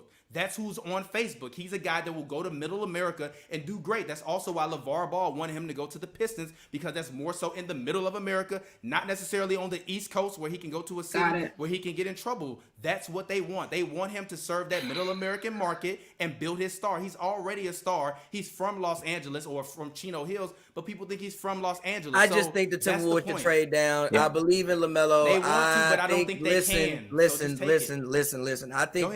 I think that obviously LaMelo is probably the most famous one, and like when we talk about number one draft pick, even last year, I even said I thought that Ja was a better prospect than Zion. I said that you picked, but I said you picked Zion because Zion gonna do cool dunks inside of the arena. So like, yes, I understand it. Basketball wise, I would pick Anthony Edwards. If you do pick LaMelo, I get it. Obviously, he's like the most famous one. Me personally, I think Timberwolves should trade down like number 4, get you something else, trade to pick to Chicago. Chicago, please pick LaMelo. Let LaMelo and Zach LaVine set Madison on fire. Take Wendell Carter, take the pick, take somebody else, and actually start to build an actual basketball team that makes sense. It has been 16 to 15 years for Minnesota since they had a team that made some semblance of sense. Stop. You have to stop rotating people in at some point in time, and that's just my opinion on that. You had Wiggins, you traded him. You got Cat, he developed great, but did you trade this for D'Lo? Who do you trade them for? I mean, if you guys are swapping picks or these top 4 teams, I don't think the Warriors should trade for the number 1 pick. I think the Warriors are. I think the Warriors are going to trade their pick. Yes, but I'm saying if you're the Warriors, if you're the Warriors and you're the Bulls, and you're the number 1 team, the Minnesota Timberwolves, and you're the Hornets, what are you doing with those picks? Like these 1 through 4 picks, we saw Atlanta and Dallas swap their picks. You guys are telling me that certain teams shouldn't take certain people because of certain reasons. I'm fine with that. But then who do you think should take him then? I told you yesterday. You said the Bulls. Chicago. But okay. The Bulls. The Bulls. Hornets. Why? The Bulls. Why? Because let him and Zach LaVine set it on fire. And if it works, it works. Yeah, The but Bulls the aren't- playoffs aren't. If you're the Bulls, you're looking to do the same thing. Ashley's telling me. No, that the actually, Timberwolves no. are Different. How, bro? Different. You have Stop. Billy Stop. I Donovan, got you you. have a new I got you. Stop. I don't You have understand that. You have a new regime in Chicago. So you think we are completely rebuilding our franchise? The Bulls really only been rebuilding for 2 years. The Timberwolves been rebuilding for 16. Also, the Bulls don't have a star or a superstar. The T-Wolves at least got Cat and D'Lo. They got 2 technically stars. The Bulls really don't have no one. D'Lo not more famous than Lonzo. I don't think Cat is either. I'm talking about basketball, G, on the court, G. Yeah, How you good? play GMO, you know what happens when y'all lose money. I'm talking about how good do they play. I understand what you're talking about. We And talking look, about money. The Bulls got money to spend. listen, bro. If we talking about money, sure, yeah, go get LaMelo, do what you want to do. But as far as making you, but again, you know what can also make you money? Winning basketball games. If you win basketball games, you'll make some money too. So it depends on what you want to do. Me, if I'm Minnesota, I'm tired of picking in a lottery every year. You can't keep picking in a lottery, get a top 5 pick every year. It's been 15 years. If you the Bulls, trade up, get LaMelo, put him out there with Zach LaVine, let him run it up, do whatever. Why? Number 1, we have a whole new regime. It'll bring some excitement back to the franchise that you probably haven't seen since D Rose. Also, it's a huge market. And again, you are in a rebuilding stage. I love Zach. I think Zach has a potential MVP candidate potential one day, but he ain't that yet. You don't know that. Also, you might trade Zach. You don't have a star. The T-Wolves have stars. The Warriors, I think they should trade their pick because again, Steph, Clay, Dre, all those guys really got 2 to 3 years left. That's it. It don't get no better from here. They don't keep climbing. So you trade that pick. I thought that maybe that's a team that OKC has a whole bunch of assets. Yeah. Maybe you get the pick, you try to get Oubre, you try to get Adams, whoever else you want, trade the pick there, maybe get some picks on the back end. But the Bulls, like I said, I would try to trade up, call Minnesota and be like, yo, who you want? Who you want? Give them Wendell, give them Lowry, give them whatever they want. Try to get that pick, draft LaMelo. That would make sense to me. And also, Zach LaVine isn't a point guard. Zach LaVine's a 2 guard. The Bulls have been searching for a point guard for forever. They got Satoransky last year for no reason. He ain't a point guard. Chris Dunn, they didn't even pick up his option, so he not gonna be there. They also don't have a point guard on the roster. Edwards isn't a point guard. He's a 2 or a 3 in certain systems. So that would make more sense to me for LaMelo. Also, the Hornets are a team that's been looking for a star forever since they've been. Don't play point guard. Yeah, but at the same time, with Kobe wouldn't work better for the Bulls than Kobe. No, White. no, you don't believe in Lowry marketing though. Lowry's no, Thomas. I'm about to Lowry marketing. No, listen, stop. I got you. You said he was gonna be Dirk Nowitzki. And I said, listen, stop, because the facts are saying that I lied. Thomas, stop. The stats said I lied. I thought I was telling the truth, but Thomas, stop. The stats said I lied.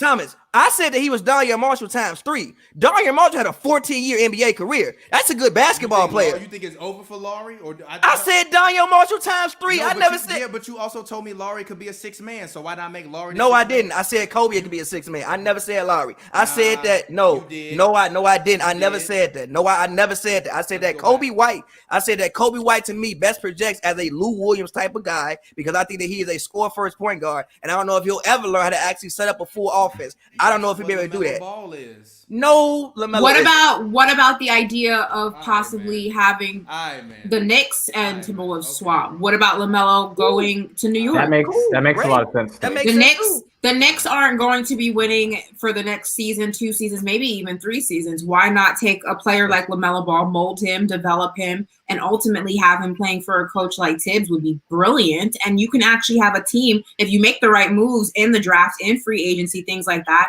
you have the opportunity to have a really good team, a young team at that, which is so important. especially, you know, in a competitive division like the East. You have a young team, a young, healthy team, hopefully, God willing. Why not have him in that market? It's one of the biggest markets in the world. It's the mecca of basketball. You can revive that nickname, if you will. And like I said, the Knicks aren't going to be winning anytime soon. And I feel like Coach Tibbs is just the guy to take LaMelo, help him develop into the player, the superstar that he probably will end up being. And he doesn't have to go die in Minnesota. We're in the middle of nowhere. Like, he can be in a big market, and you selling merchandise, selling tickets, selling things like that. What better place to do that than New York City? And then on top of that, you would have the rivalry of the Brooklyn Nets. And if you can keep Kyrie, KD, and if Harden ends up there, whatever the case may be, that would be prime television to watch. Why not do that? Cool. I'm cool with that. Any team Especially- that Well, it wouldn't be prime television in Minnesota to watch either, I guess. I mean, they don't need them.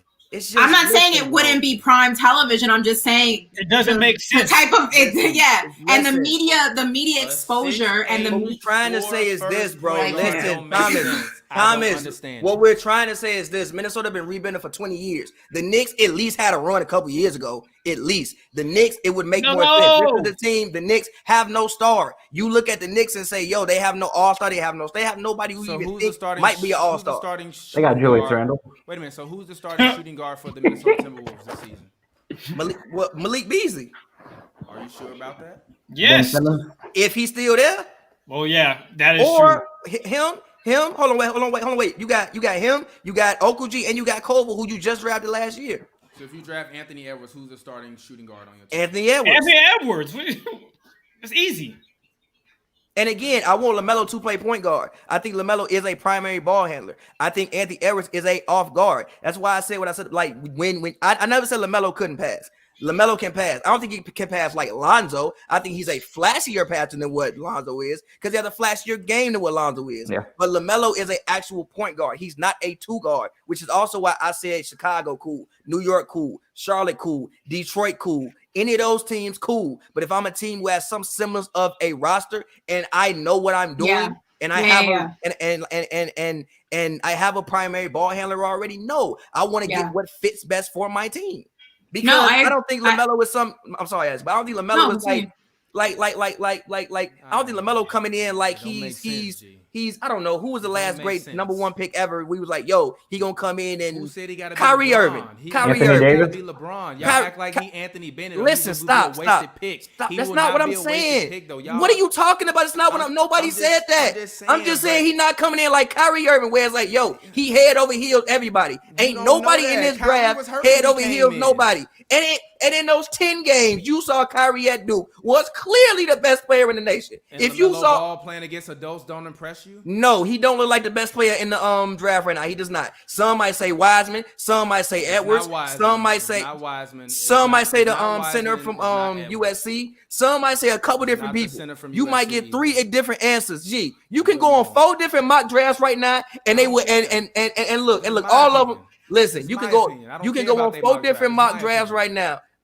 You can go on 4 don't care different about mock that. drafts It's my right now, opinion, and they might have 4 different number 1 picks. In years where it's a head guess over what? heels And number 1 mine pick, make the you fifth can number go on one. And every. mine make the You fifth can different go one. on. And mine make the fifth You different can one. go. And mine make the you can fifth go different on- one. You And can go mine on make the every fifth different single one. in And years mine make the when fifth there is a different one. head over That's my heels number point. 1 pick. You can go on it every single mock And guess draft, what? and there Just is like they clearly get one guy credentials, above I everybody. get credentials to go into the locker room too. Okay, bro. Just like they Nobody watching cares. tape and film, Nobody I'm watching cares. tape and The I'm watching point- film too. What So I just am like saying so is what? there is no head exactly. over heels I disagree with consensus that. number I 1 disagree overall with pick. that. I It's disagree not with that. LaMelo is not consensus. Y'all head telling me over why it's heels. smart It's for not everybody else to consensus. take him and for him to be a star for everybody else, but it ain't smart for him to be a star in Minnesota? That don't make sense to me. That's That not does what we're make sense to me. saying. That's That not don't what make we're sense to me. saying. Y'all That's not telling what me we're saying, bro. Anthony That's Edwards is not what gonna we're come saying. in. That's not No, what and we're y'all saying, telling me bro. Anthony Time out. Edwards is gonna come in and make the Timberwolves a playoff team is a I didn't say fallacy. that. I It's a never said fallacy, that. G. That's not what we You're said. still rebuilding if I you draft never Lamar. said- You I'm can't- sorry. you- I'm never sorry. said I'm sorry. that. You're I'm sorry. too busy trying to. You're too busy trying to yell. That's not what I said. That's not what anybody said. I did not say If you that. draft LaMelo, I said you're Anthony still rebuilding Edwards. if you drafting Anthony. I'm sorry. If you draft Anthony Edwards, you're still rebuilding. So I'm confused at why you don't take the guy What I who will said help you to get more was- eyeballs and sell more tickets, What more I virtual, said more VR was- experiences, and all of that. That's what you What need. I said But he good to go to the was. Knicks. He cool to go to What the I Knicks. said You like the was. Knicks.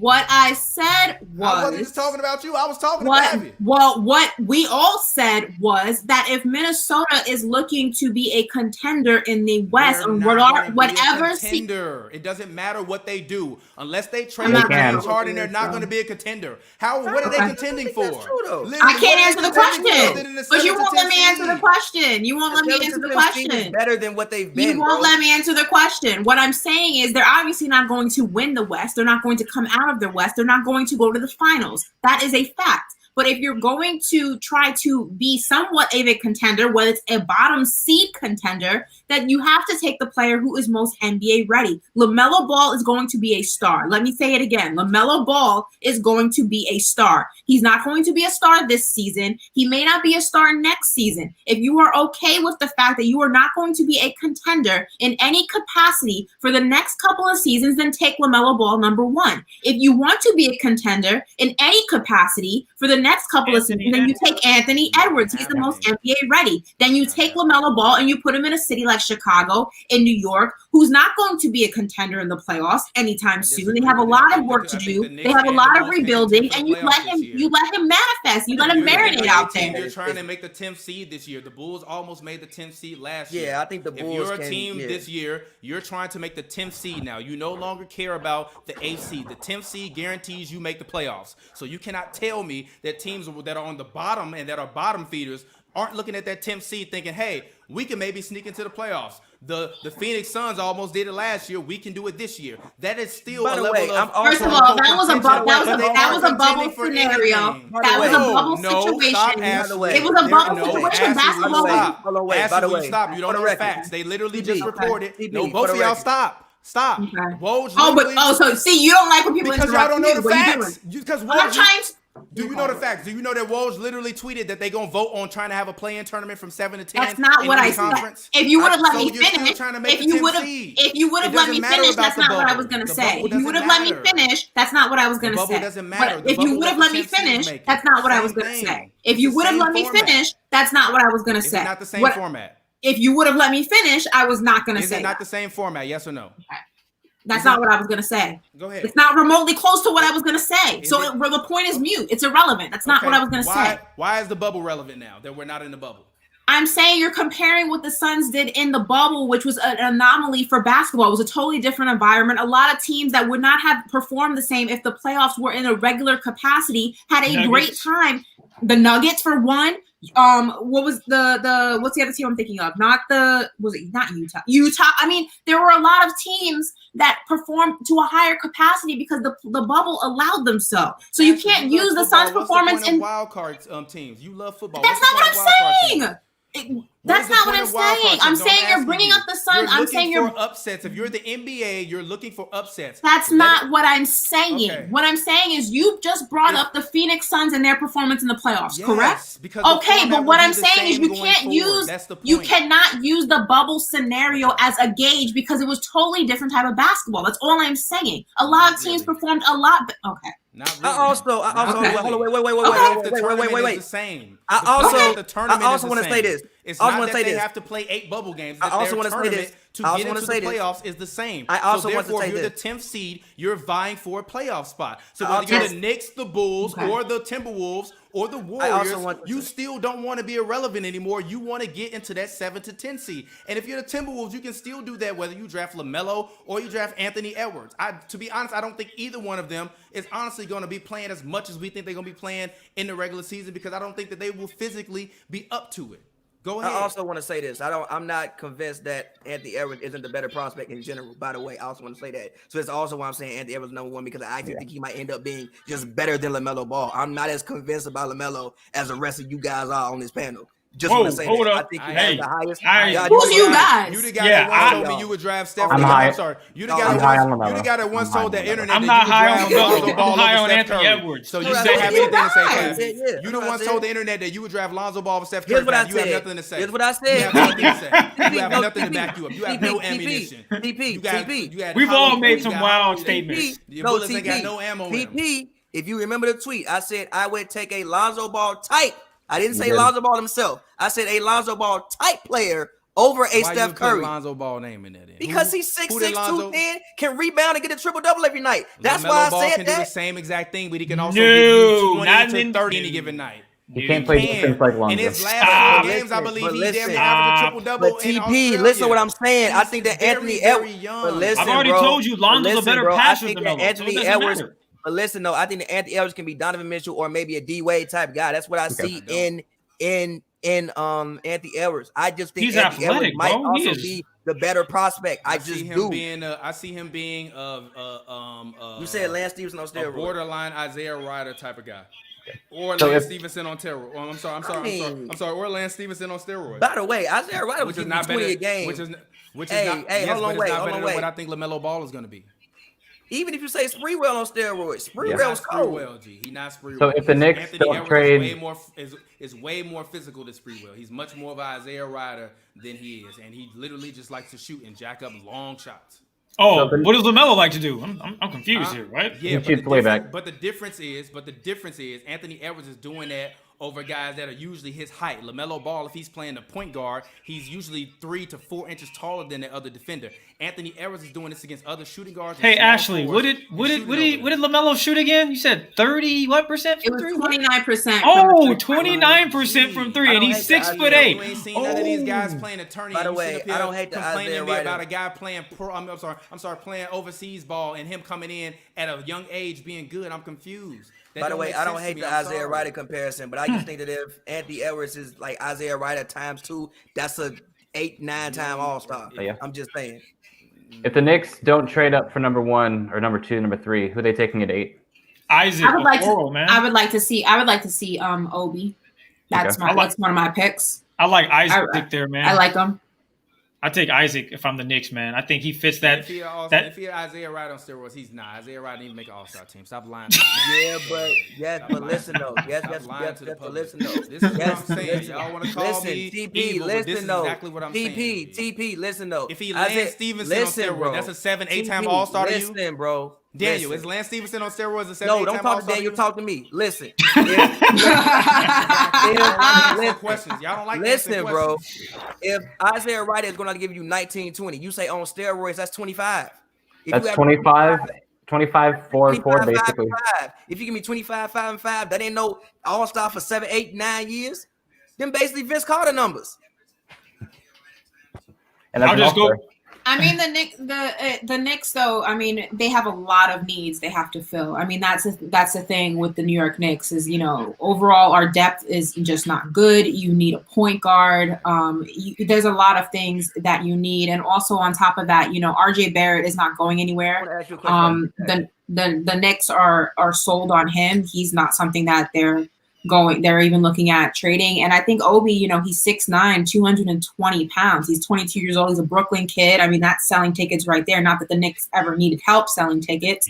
I mean, we suck continuously and the Garden's always sold out. It's just that kind of a environment. So, I mean, it's something that he has a chance to really turn into something big. And what I think the Knicks are really trying to do, and I hope that they do this draft and this offseason really is really start picking players better. The Knicks just have a bad history of not doing well in the draft. I mean, we get screwed in the lottery, and then when we do get a pick, we just do not do right by it. But I think that, there's a new front office, there's new pieces in there. I think Coach Tibbs is a big, big, big selling factor for a lot of young guys. And I think the Knicks, if they play their cards right, I mean, if you, in a couple of years, 2022, I think you can have a Knicks team that can will they win a championship? Probably not, but they won't be out of the playoffs. They'll be a mid-playoff team. I mean, you have the chance to really do something special. And I hope the rumors of getting Fred VanVleet are true, because we need a point guard. And I think you need a point guard that has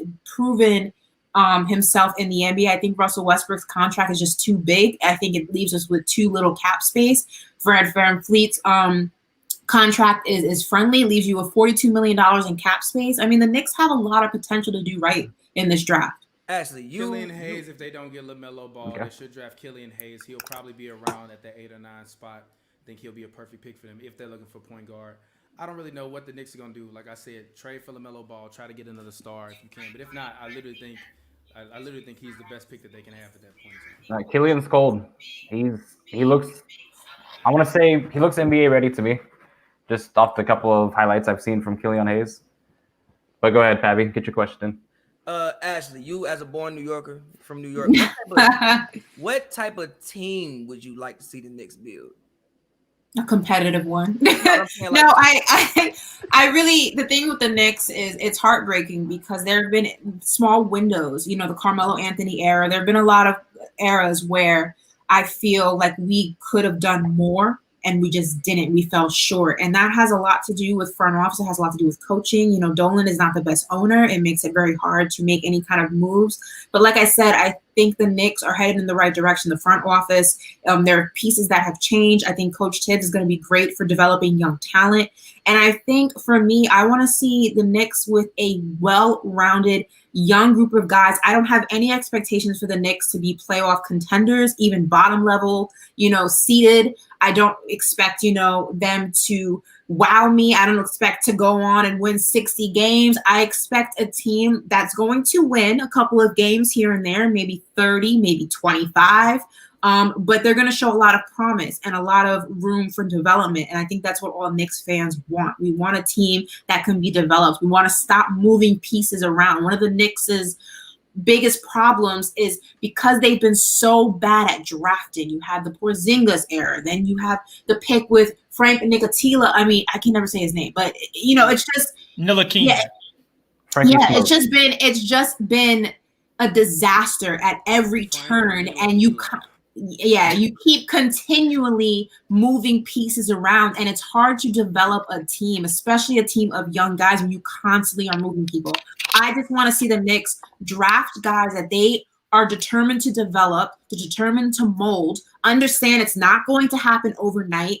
And hopefully in a year, 2 years, you can start seeing that come into fruition. I'm tired of doing this game every single season, constantly revolving door of players. It's just enough. And I would like to see us get a veteran player in there somewhere. I want to see us get, you know, a veteran point guard in there if possible. Obviously, they're going to draft one, but I want to see a veteran in there. You know, veteran leadership is special and can kind of mold those guys. What veteran's going to want to go to a team that's not going to be a playoff contender? That's a different conversation. But I mean, that's the kind of Knicks team that I know me and all fans want to see, a team that can be developed. If I had to say a guy, I would pick, I'm going to get this man's last name so wrong, but Deni Avdija.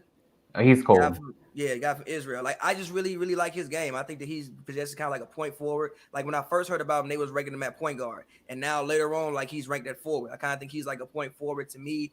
Like you said, I would rather New York pick a veteran point guard. I think me too. The thing with like getting young point guards and like developing them in recent years, it hasn't worked out. So I would like to see them actually just get you know, like a somebody and just stick him next to RJ Barrett, help, you know, RJ along. I think RJ can comfortably play the 2, and I think this guy could comfortably play the 3, and you get him with Randall and Mitchell Robinson, and also even if you know you want to screen the roles with Deni and, you know, Mitchell and things like that. I think that you know you can do that. You could also have, like I said, Deni run the offense because you have Fred. Fred is also a good shooter. It's not like he can't catch and shoot. He has played a lot of off guard in, you know, Toronto. So for me, that would be the guy that I would be looking at for any team really that's like 7th to 10th if he's still left on the board for me personally. And I think that's why I'm such a big fan of Obi, because if you draft Toppin, then he's going to need a veteran point guard to kind of optimize his ceiling as a player. He's going to need that leadership in New York. All the players really are going to, because again, you have a lot of young guys on that New York Knicks team that are really not where they need to be in development, and you need leadership. But the thing is you run the risk also. This is what I said earlier. It takes a certain type of player to go to a team that they know is not competitive. And I don't know, you know, unless you've already won a ring like Fred has, and you're going to a team to get paid, then it's different. Nobody who has not won a ring is going to go to the New York Knicks. That's especially if you're at the tail end of your career or you're already in your 30s. Rather, you're not going to want to go to a team that is not competitive. You need a veteran point guard who's already won a ring, who's looking to get paid. The Knicks have the cap space to do it. You just need somebody who's willing to make that move. And right now, that would be. You have Jeff Teague that's also floating out there. You have some other guys out there that you can do it. But question with Obi though. Like, one, do you care? But do you think that would conflict with Julius Randle?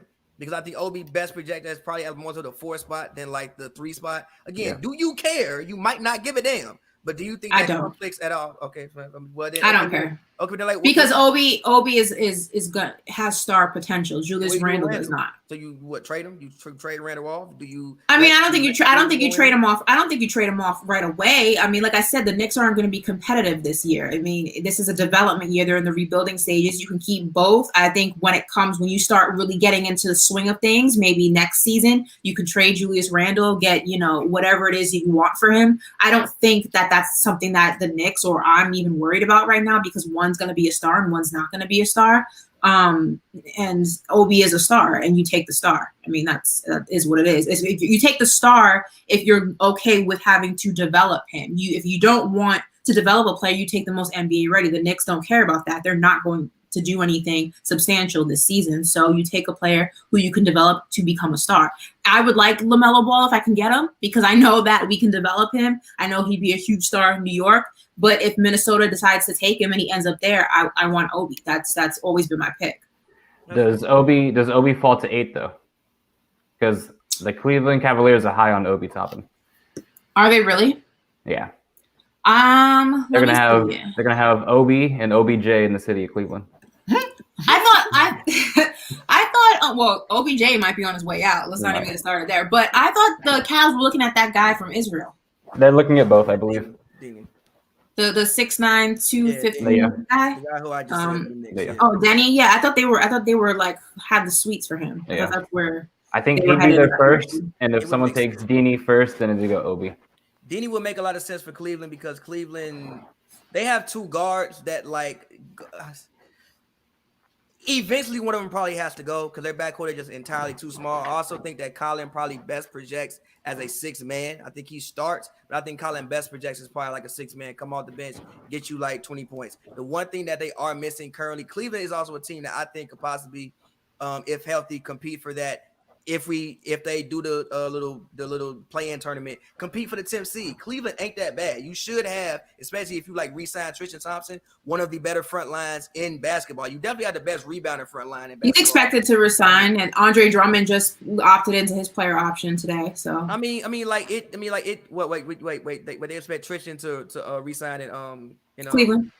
Yeah, so you already have one of the better front lines in basketball, especially rebounding. Dini makes a lot of sense. I love Jetty, but Jetty just ain't become yet what I thought Jetty would become. I think he works hard. Wasted a bottle on that man. I think wasted a bottle on that man. Lying to me. I think that what? Lying to me. So lying to me. I think we made a bet. I said that Jetty would average, 13 points. He averaged 12.1. But Jetty just had to.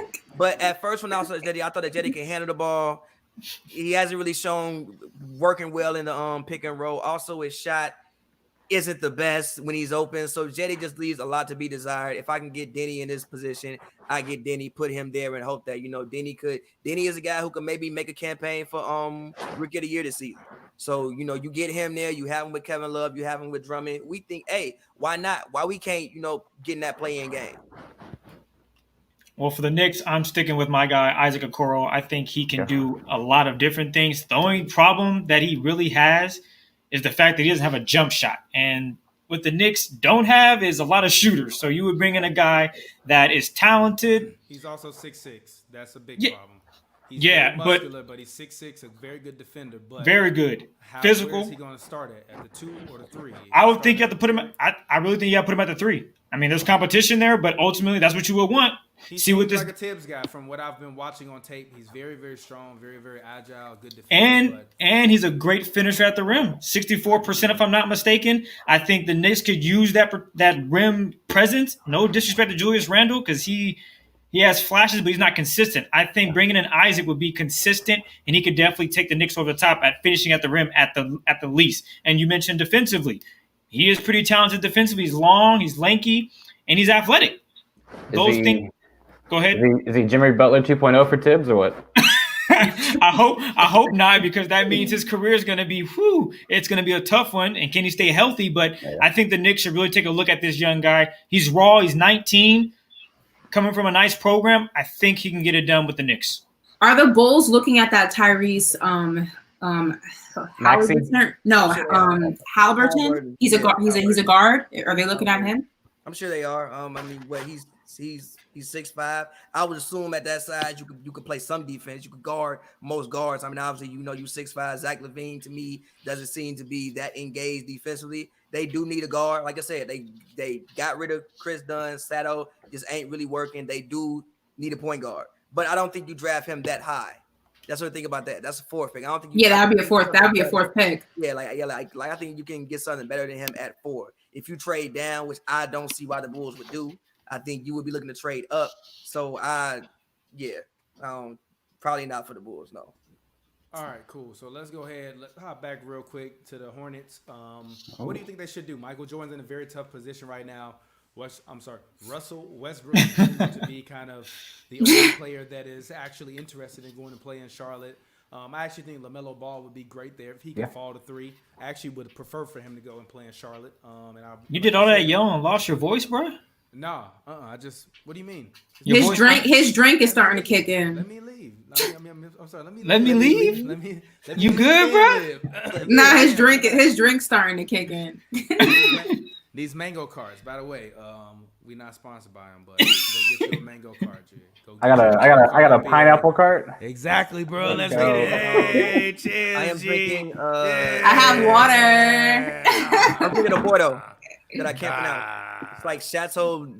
I actually think that Anthony Edwards can end up falling to the Hornets. Don't you do that to me, Ashley. Don't you do that. I do. I like LaMelo with the Hornets, like Thomas said.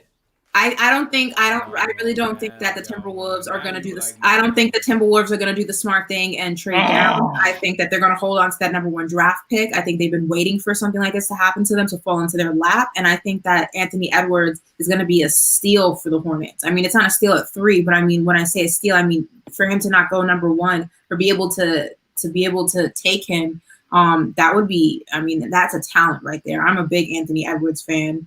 You want to bet, Ashley? You want to put some bread on it? If I'm them, I take Obi Toppin. I like Obi Toppin. Who, Charlotte? Yeah, Charlotte. They got enough guards out there. Give me somebody that can play down low, G. I'm sick of watching Cody Zeller or whoever the hell that's been down there. All of them guys. I don't even know their name, G.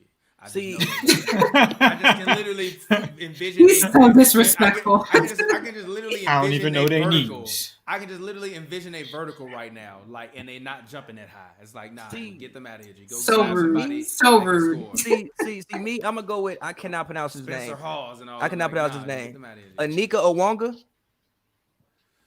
Sounds right to me. Okay. The kid from Kino? From Kino, yeah. Yeah, From USC, yeah. Yeah, the reason why I'm gonna go with him is because I think he can play both the 4 and the 5, and he can move his feet. And especially with the way the league is going, like bigs had to be able to guard out. You just can't sit down there in the paint. Like, especially you see what, I'm not saying he's Bam, but maybe he can do some Bam type things. I think that's a guy that maybe, you go get. I like him a lot. Especially so you have him over James Wiseman? Like Bam to you, G. Huh? You have him over James Wiseman as the first big? No, I'm saying Bam as far as like his size and I think. Well, he said that he wants to be the next Bam. He says he admires him as a player. He wants to be that kind of a player. So it's not far fetched to. Like, he's about your size. Y'all kind of got. He got to bulk up too. He need to put on about 20 pounds of muscle. Yeah, but like you got kind of the same. He's 245. He still need to get bigger though to me. No, I mean he's 6'9", 245. LeBron weighed 255 on a good day. What you gonna do? That's LeBron, bro. LeBron's a freak of nature. Earlier when we were talking about LeBron's gonna be defending these guys and he's gonna be tossing him around. Was LeBron that big when he got? Was LeBron that big when he got into the league though? He was like 225 when he got into the league. I'm not comparing him to LeBron offensively. I'm saying he's gonna be going up against guys that are bigger than him. I really believe he's gonna need to bulk up more. I truly believe that. Like I look at a lot of these guys that were tossing their weight around in college, and even a lot of those guys like Obi Toppin and Wiseman, as well as Anthony Edwards, have been talking about, and I watched a lot of their pre-draft coverage about how they've really been focused on getting in the weight room because they know that they all need to bulk up before they go into this NBA season. Kobe Bryant himself has also talked about how he didn't get better and hit that maximum level until he really bulked up and got enough muscle to be able to deal with the grind of the NBA season. I like him. He's good. He's athletic. He's long. He can rebound. He's decent. 7'2" wingspan. He's decent. He's decent in the mid range and in the post, but he has to get bigger because I really believe that guys will just be pushing him off the block. Like that's just how I feel about a lot of these guys. Except for Toppin, I think Anthony Edwards will have a lot of trouble as well because guys will already be as big as him. I feel like Anthony Edwards has a quote unquote NBA ready body, but I feel like he's been playing against inferior competition, and that's what I worry about for him because I feel like he's got an NBA ready body. He's gonna come in and start playing against guys that are on his same level. Is he gonna still look the same? Which is why if I'm Charlotte, I take him. Yeah, I put him in some team Jordans. If I'm Mike G, I put Anthony Edwards in some team Jordans. You know what I mean? But personally, I would take Obi Toppin and get him some team Jordans too. Some of the ones like Melo. I don't know. I actually don't think he's going to go in the top 5. I think he's actually going to fall in the lap of Washington. That would be incredible for Washington with John Wall coming back. Hopefully he comes. I think he would. I think that would be terrible for them. Did you not see Rui Hachimura last year? Yeah, but I know we can have them both. They really need a defensive anchor. They have Thomas Bryant, but I think that who we gave away for nothing. Tall. They need somebody that's 7 feet tall. No, they don't. Most teams don't play with a 7-footer. Yeah, the Lakers are the only anomaly out there, and that's why they won the championship. They won what? They won what? That's why they won the championship because they were the only team. Miami has a 7-footer. Essentially, it just didn't work. And what was he chucking up threes and breaking people's arms in previous? No, Kelly Olynyk is 7 feet. And again, that's really what he doing. He was in that. I thought he was 6'11". He was chucking up threes, and I think he's like 6'11 and a half. Whatever, Chris. Exactly, G. No, I think he's. Let me look. I think he's actually 7 feet. I think he's 6'11". He might be 6'10". The only 7-footer in this draft. I think Myers Leonard's a 7-footer. Which I think he's on the bench. I think he's a 7-footer. And he's on the bench. Kelly Olynyk is 6'11". Let me see. Myers Leonard. Run me my money. Shut up, Chris.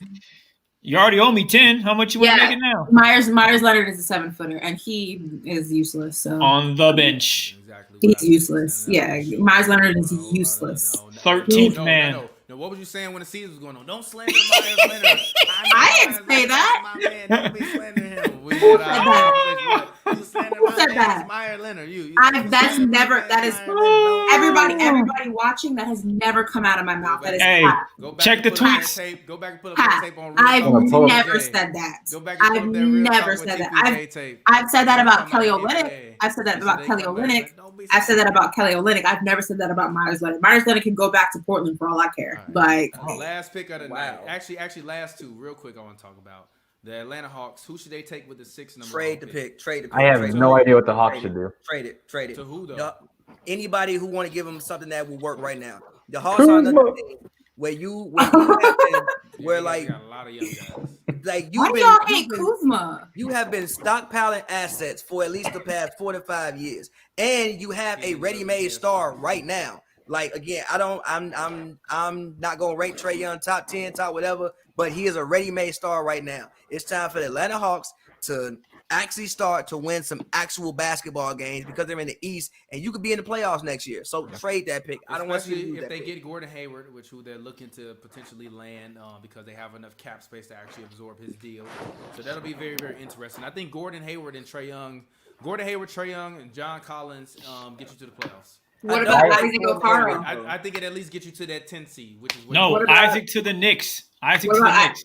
Oh, no, I mean, the Hawks have the pick before the Knicks. Isaac Okoro could end up in Atlanta. I don't want I got Cam Reddish. I got Cam Reddish and I got DeAndre Hunter.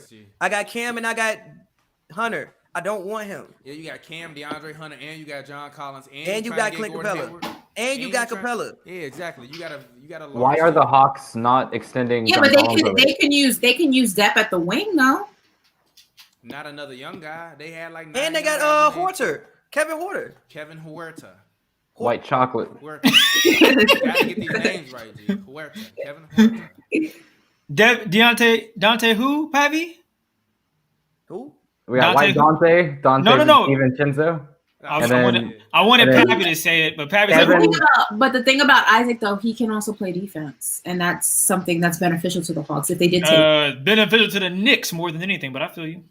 No, but I'm saying yes, but I mean the Hawks definitely have more of an opportunity to be a playoff contender than the Knicks. Let's be honest. So like if Isaac did end up going there, I mean he plays better. He plays decent enough defense where the Hawks could utilize him. Maybe not in the traditional way in which his position is for, but they can definitely utilize him in other ways. It's a possibility. It's a possibility. Fair. Yeah. So I don't believe that the Phoenix Suns got any picks that were this year from the Oklahoma City Thunder. So, or sent any ones out as well. So, what are your thoughts on the Phoenix Suns and what they should do at the 10th pick? They have the 10th pick. Obviously, they just acquired Chris Paul. They have a relatively young team. They have Monty Williams. They have a young roster that was a borderline playoff team, which is why I said it matters if you get a guy that can help you get to that 10th seed. What do you guys think about that? What should for one, what do you all think about that? Sorry. Before we address that, can we pour one for the homie Kelly real quick? So we pouring one for. He finna be getting, for the Valley Boys. Rest in peace to the Valley Boys. Finna be getting Shay finna be getting. We finna have it fit offs. Every game is gonna be a battle between them two. Fit offs. One time for the Valley Boys, they had a good run. Yeah, they tried, but he had to go. What are your thoughts? What are your thoughts? What the Suns should do? There's a kid. Let me see if I can look up his name. Killian Hayes. He's German. That I heard that the Suns are kind of interested in. They've been tapping out with him. He's a point guard. He'd be pretty cool off the bench for the Suns. Yeah, he'd be a good person to get off the bench. I mean, obviously he's going to have a lot of development, especially when you come from overseas. It's a totally different game, and those guys tend to, especially that young. I think he's only like 19 or 20 years old. Like, they tend to need a little bit more refining. But to come off the bench, I mean, they do have skilled players overseas. That's one thing I will give those European basketball leagues credit for. I mean, those guys come out and they're ready to go. They're war ready. They're built. Like, they're playing with grown men. So I think that'd be a nice pickup for this. And scoring is not going to be the Suns' problem. Let's be honest. It's not going to be an issue for them. I think they need somebody that they can develop, just relieve Devin Booker a little bit when need be. But these guys, I mean, Phoenix is going to be a problem. I think they need a little bit of help off that bench because I'm looking at their roster, and you got DeAndre, you got Chris Paul, Devin Booker, Michael Bridges, Cameron Johnson. And that's you got to go pretty much. So now you got to look like who is going to help this team. Like, where's their shooters? And I think one guy you got to look at is from Vanderbilt, and that's Aaron Nesmith. He's a lights out shooter. He's about 6'6", and I think he can fit really well with this young. Well, not with this young team outside of Chris Paul, but I think he'll fit really well with this team. I like his versatility. He's not a great defender, but he can get the job done. He's athletic enough to do so. And he can also create off the dribble. He's not a guy that can just run around and shoot threes all day. He can actually catch it, create off the dribble if he needs to. And if you're looking for a guy that can come off the bench, be a six-man, I think he is number one candidate in this draft in that regard. He does have to put on some weight. You're talking about Hayes, right? No, Aaron. Vanderbilt. Okay. Well, go back to Hayes real quick. He needs to put on some weight. I mean, he's he may have to lose a couple pounds. He's only 6'5", 185 pounds. I mean, I don't know if that's muscle or if that's just baby fat. He is still super young, but like he may have to either bulk up or bulk down a little bit. Depends on what his game is going to be like. But I mean, your pick sounds decent too. The bench help is really where Phoenix is needs. Yeah, and that's why I went with him because I feel like he's not going to start instantly, but his potential and what he can bring to the Phoenix Suns, just being with Chris Paul and those guys, I think it'll be a benefit for him and the team because I think he just fits that roster right now if they were to draft this guy. I really like what he can bring to this team. Me personally, I may be going off name, but I mean, this one guy, he was ranked. I think he was a top point guard coming out of his class, and I know he had a rough year last year in North Carolina. He also got hurt, but Cole Anthony. Oh, Cole, yep. Mm-hmm. Cole Anthony, like you have Chris Paul. Obviously, Chris Paul is 35 years old. He's not going to be there forever. He's a guy that, you can, groom. And, by year 3, year 4, when Chris Paul is on his way out, he can, step in. He's also 6'3". He's not small, 6'3", 6'4". And again, he was head over heels the best point guard in his class. I know he went to North Carolina. They struggled, last year a little bit. And I think he had a meniscus issue last year as well, if I'm not mistaken, which kind of messed him up a little bit. But I'm going to go Cole Anthony. Why not? That may be a little bit early. I may be swinging for the fences, but I'm going to go Cole Anthony. Yeah, you swinging for the fences, but I respect it. And I actually disagree with you. I think Cole Anthony, in terms of my biggest bust that I have for this. Wow. Oh, damn. No wrong. Literally, I'm looking at my draft notes. Thomas is cruel. My sleepers that I have are Cassius Stanley, Trey Jones. I like Cash from Stanley Duke, as a sleeper. I like Cash Stanley. Alexis Potakuskisky from Europe. He plays like Butchered. Rashard Lewis. I think he would be great for the Suns, but that would be like drafting him way too high. Yeah. And I think that Isaac Okoro would be a good pick for the Suns as well. But in terms of like people that I was most impressed about in terms of mentally, it was Obi Toppin and Anthony Edwards. But the people that I thought was going to be the biggest bust was Cole Anthony and Anthony Edwards. So You're so mean. You said Anthony Edwards? Anthony Edwards, bro, log off. Go, you're done. Mute your mic, all that. You're done. no, you. What? No, time out. Why do you log say off. time out? You Time log out. off. Time I'm out. gonna come on Why different do you covers say? I'm gonna come why on do you different say? covers and tell you to log off. Why do you say? I'm Why gonna do come on you your say? show and tell Hold you on. to log off. Chris, hold I'm on. gonna come on your shit and tell you to log off. I want to Goddamn it. hear. I I'm want gonna come to on hear. your shit and tell you to log the fuck off. Fuck out of here. I want to know why. I want to know the reasoning. I want to know the reasoning, Oh, Thomas. Thomas is on What's drugs. the reasoning? What's the reasoning? Oh, I this also man- don't know Why why is everyone's Anthony saying Edwards is a Harden's bust? going to the I told- Celtics right now. Huh? I want to know why everyone in the comments is saying Because Harden's they going to on the Celtics. bullshit, man. Okay. They be trying to.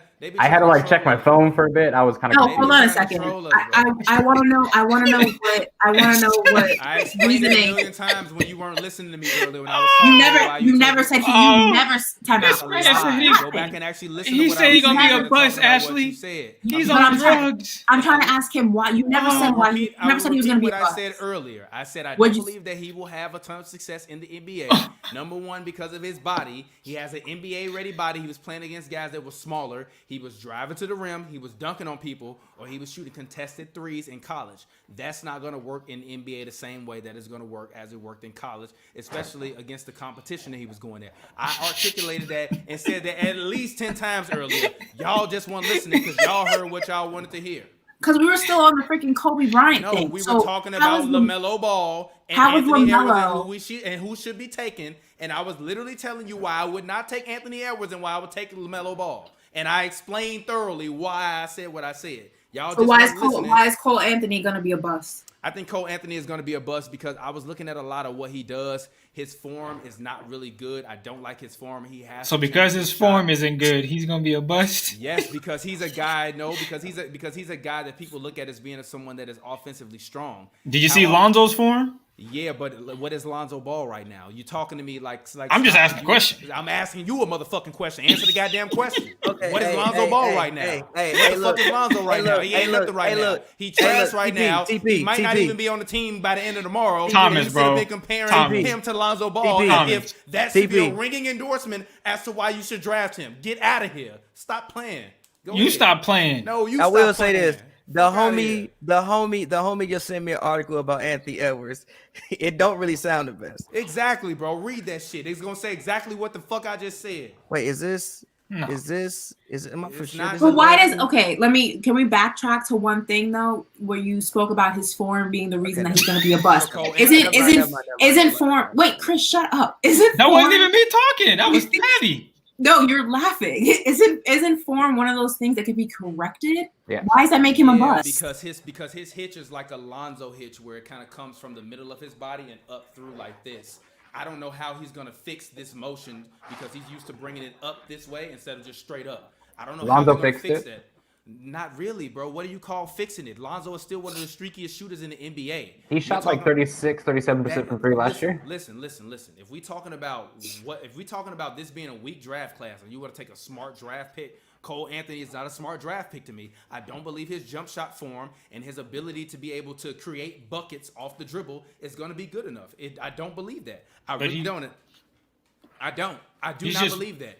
I he's do not way believe more- that. I sat and watched like 20 minutes of the man playing over and over and he's scoring. I'm like, gee, how you gonna do that in the NBA with guys that's bigger than you, that's guarding you? Anytime they want to take you out on a matchup, they're gonna put another man that's bigger than you or more physical up on you. They're gonna get in your body. A guy like an Avery Bradley type gonna get in your body and you're not gonna be able to get no shots off. You're gonna be frustrated looking at the referee the entire time. I feel When the he's- same way about Anthony Edwards. They gonna get in his body and it's gonna not be the same for him. I really believe that. I really believe that guys are gonna step up, get in these guys' body, and it's not gonna be the same for them. They was doing this against guys that didn't look like physical specimens to me. I didn't see nobody out there that Anthony Edwards was dunking on. That I'm like, yo, that guy going top 5 in the draft. That guy's number 1. He went out there dunking over 80 or DeMarcus Cousins. So no, This guy said Cole Anthony shoot like Kevin Martin. Exactly. I actually was gonna say Kevin Martin, but Kevin Martin was a great shooter. Kevin Martin was decent. Great Kevin shooter. Martin was Great shooter. Kevin Martin was Kevin averaging Martin 25. was decent. He was decent, but this is the difference. Kevin Someone Martin was said, Kevin is- Martin. Cole someone Anthony said- still got to be that good. Someone said, this is actually a really good question. It's a good question for you to Put it answer, up. Thomas. He said, hold on. Is the class week or is the scouting week? I think Scouting it's a week. bit of both. Scouting. I think this class is not weak. I think that you have about 3 to 5, franchise changing guys in this draft. I believe Cassius Stanley is a guy that was highly touted but didn't necessarily do what you want him to do at Duke. Because he went He's to a- Duke. Yes, exactly. So he's a guy. You that I mean think- puke? I mean, yeah. So he's a guy that would do well. He probably will get drafted either late first or really more like early second round. I think Jalen Brunson, like most equal comparison in the draft is Trey Jones. And I think a team looking for a solid point guard that's going to come in, defend, has worked on his shot and developed his shot. He's a guy you want to take. I think that guy from Europe that I was talking about that plays like Rashard Lewis. I think the Spurs might actually mess around and take him with the Spurs. Hold on. And the Spurs love San international Antonio players. Spurs. Hold on a minute. Wait a minute. What they pick? Oh no, they have the 11th pick. The Spurs have the 41th pick. So if he falls that late into the draft, I expect the Spurs to pick him and for him to go there and be their starting 3 to 4 in the future. I also think that a guy like Isaac Okoro is very, very underrated, and he's going to be a guy that's going to be able to come in and instantly be able to change things and frustrate guys, kind of like an Avery Bradley, but I think he's a little bit bigger and a little bit stronger than him. So I think the scouting is not terrible in this draft. I just think that we haven't had enough tape on a lot of these guys. That's why when we arguing earlier, I'm literally asking you, what have you seen from these guys that they have specifically done that you didn't like? You telling me LaMelo Ball's shot selection is bad is not. I don't really care about that. He was there to sell tickets in Australia, so they want him to jack up all them shots. Who said his shot selection was bad? I did. It's Everybody pretty on this bad. panel was talking about how his shot selection was not the greatest and how I said his you shooting have to- percentage was trash. But that part of that is it ties into his shot selection. Got So it. even with that being said, even if New York randomly wind up trading up and getting LaMelo, Tibbs is not going to let LaMelo just go out there and jack up dickhead shots. He didn't let Derrick Rose do it. He won't let LaMelo do it. Even Derrick Rose, although he was doing some high D-Rose. flying, rim flying, all that kind of stuff, Tibbs always kept him within control, and everything he was doing was a high percentage shot for Derrick Rose. I don't believe if LaMelo Ball goes with a good coach that he's just going to continuously throw up non-high percentage shots and miss them. I also think that we vastly underrate NBA team development, as well as NBA coaches just having enough faith in guys to point out spots where they need to get better. I think LaMelo's game should be every single night, just like Kobe did. He said, I didn't practice the same shot before every game. I practiced different shots because I scouted that night before how they was going to play me, and I knew that if one night I needed to play in the mid-range, I'm going to take 15 shots in the mid-range.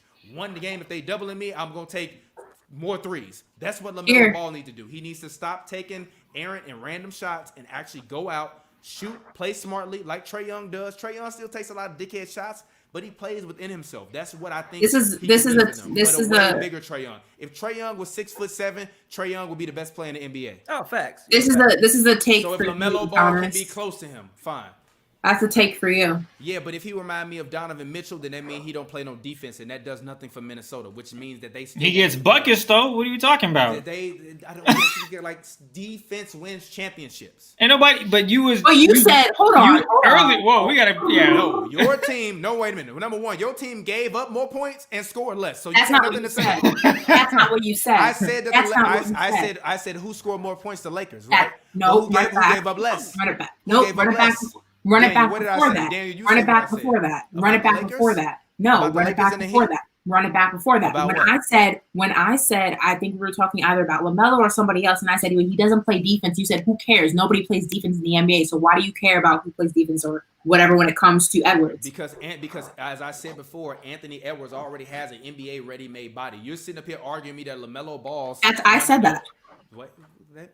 You asked me a question. I'm answering. Okay, go ahead, sorry. Go ahead. You say I cut you off, and you do the same thing Okay. to me. That's just what we Okay. do here. So You got it. So Like literally, he has an NBA ready body already. So if you got an NBA ready body already and you can't play no defense and they blowing past you and they can muscle you up, G, how much better you gonna get, G? At least with LaMelo, you can bank on him to put more muscle on. You know his brother is a solid defensive player. He can always train with his brother and develop his defensive principles. Actually, if you watch a lot of the scouts' video on LaMelo, their biggest beef with him is kind of like people's beef with Harden, is that he doesn't try enough for them on defense, but when he actually does try, he can get into the passing lanes and create a lot of steals. So he's a guy that I envision that could be maybe like an AI type of defender where he might not necessarily get you a bunch of stops, but he can at least get you a few turnovers per game in terms of steals that will be able to help negate the fact that he is not a great defender. Because there are a lot of guys that are terrible defenders in the NBA that don't get steals, period.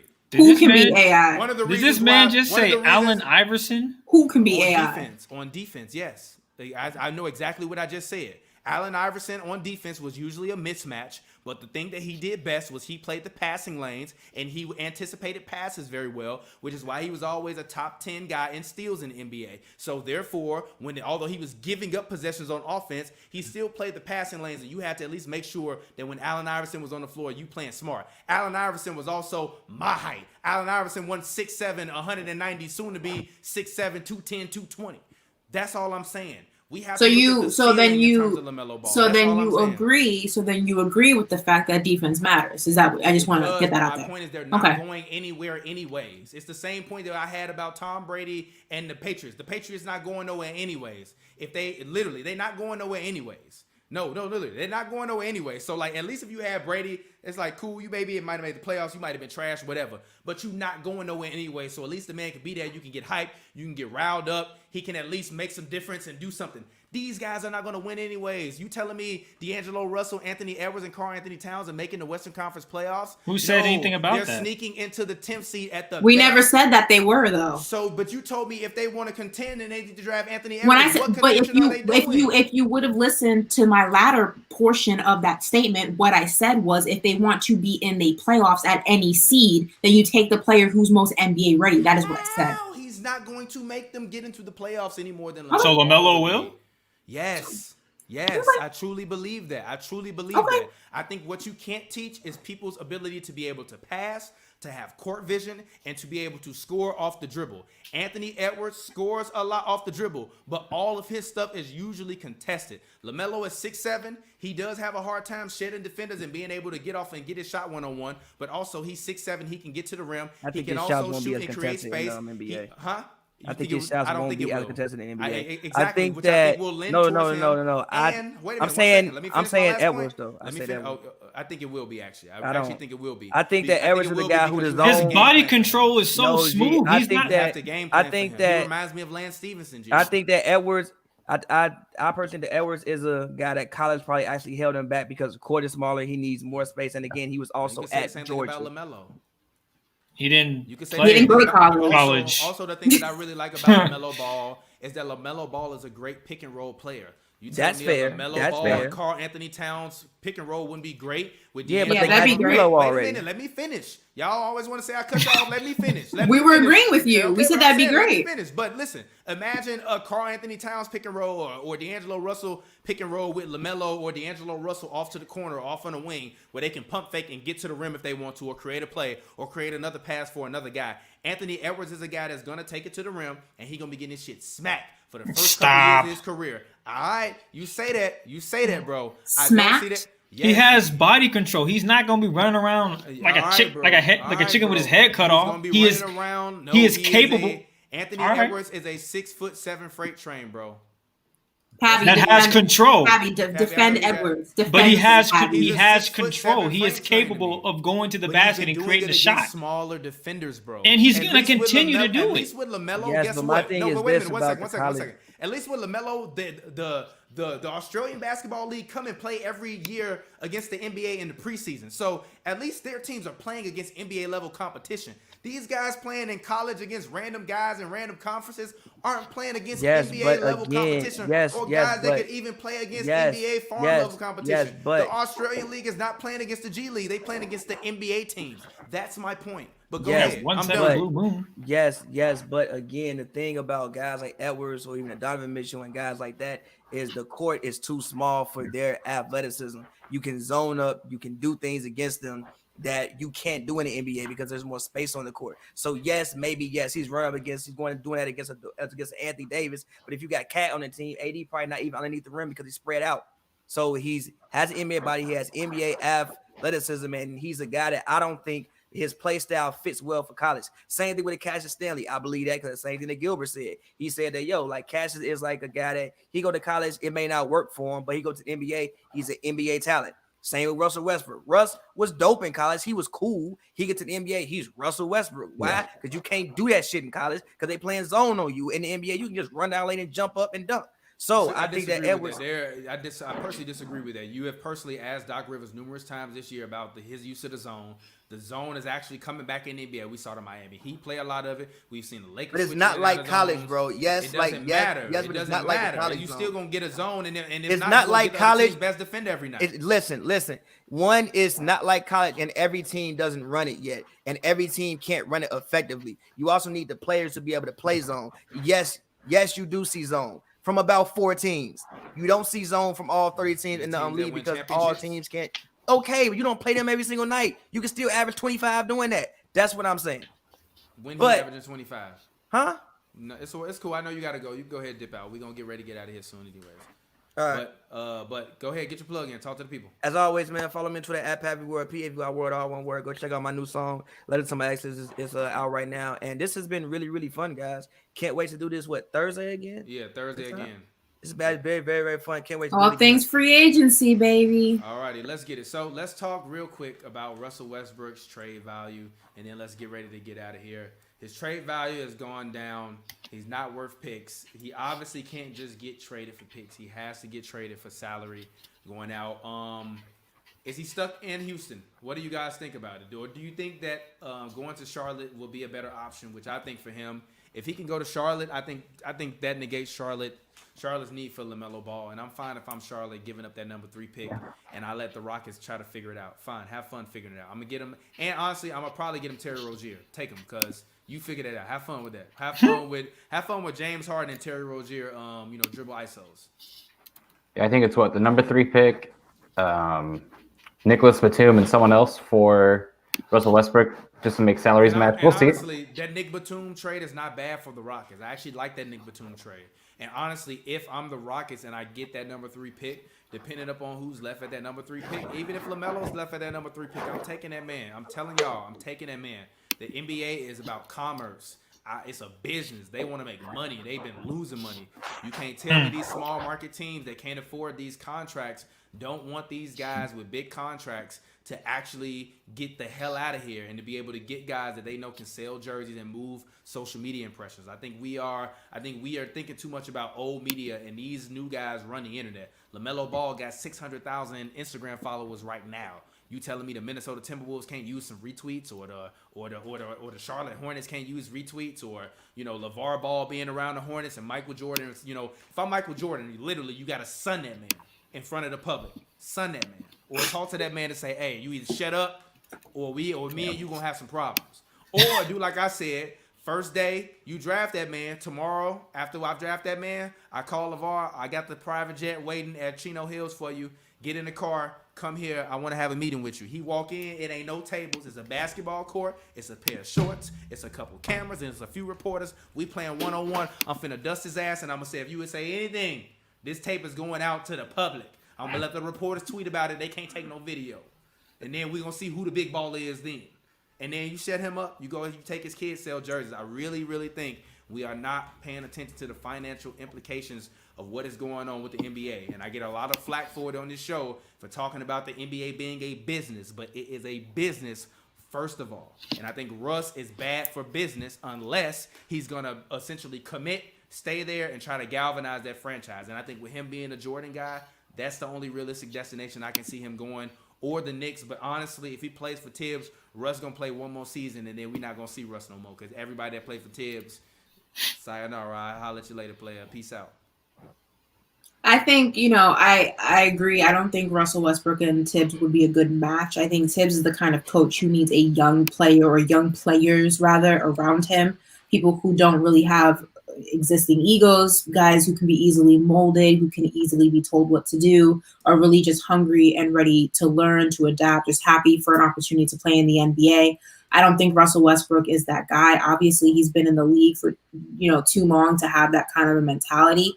I think Charlotte would be a good fit. But like I said, in the beginning of this, I don't think that the Rockets are going to be in any rush to trade him or Harden. And why would they? All the cards are in their favor. I mean, unless, a pick is in the future, like you guys said, then that's a different situation, because then you can start readjusting and you can start rebuilding your team and start preparing for the future, because every draft essentially is preparing for the future. But if it's anything outside of that, if they're not even, thinking that far ahead, I just don't see them in a rush to trade Westbrook. And it's unfortunate, speaking on more of a personal note, for me, it's unfortunate that this is happening to Westbrook, because I'm a huge Westbrook fan. I've been since he got into the league. I'm getting reminiscence of, not so drastically, but I'm getting reminiscence of what happened. I was literally just about to bring that up. An episode where I said Russell Westbrook will be Melo, and I have a picture of him in a New York Knicks jersey. You can go back, you can look that up. Go to SoundCloud.com/hoopsandbrews, and you can see that cover there. I literally said it.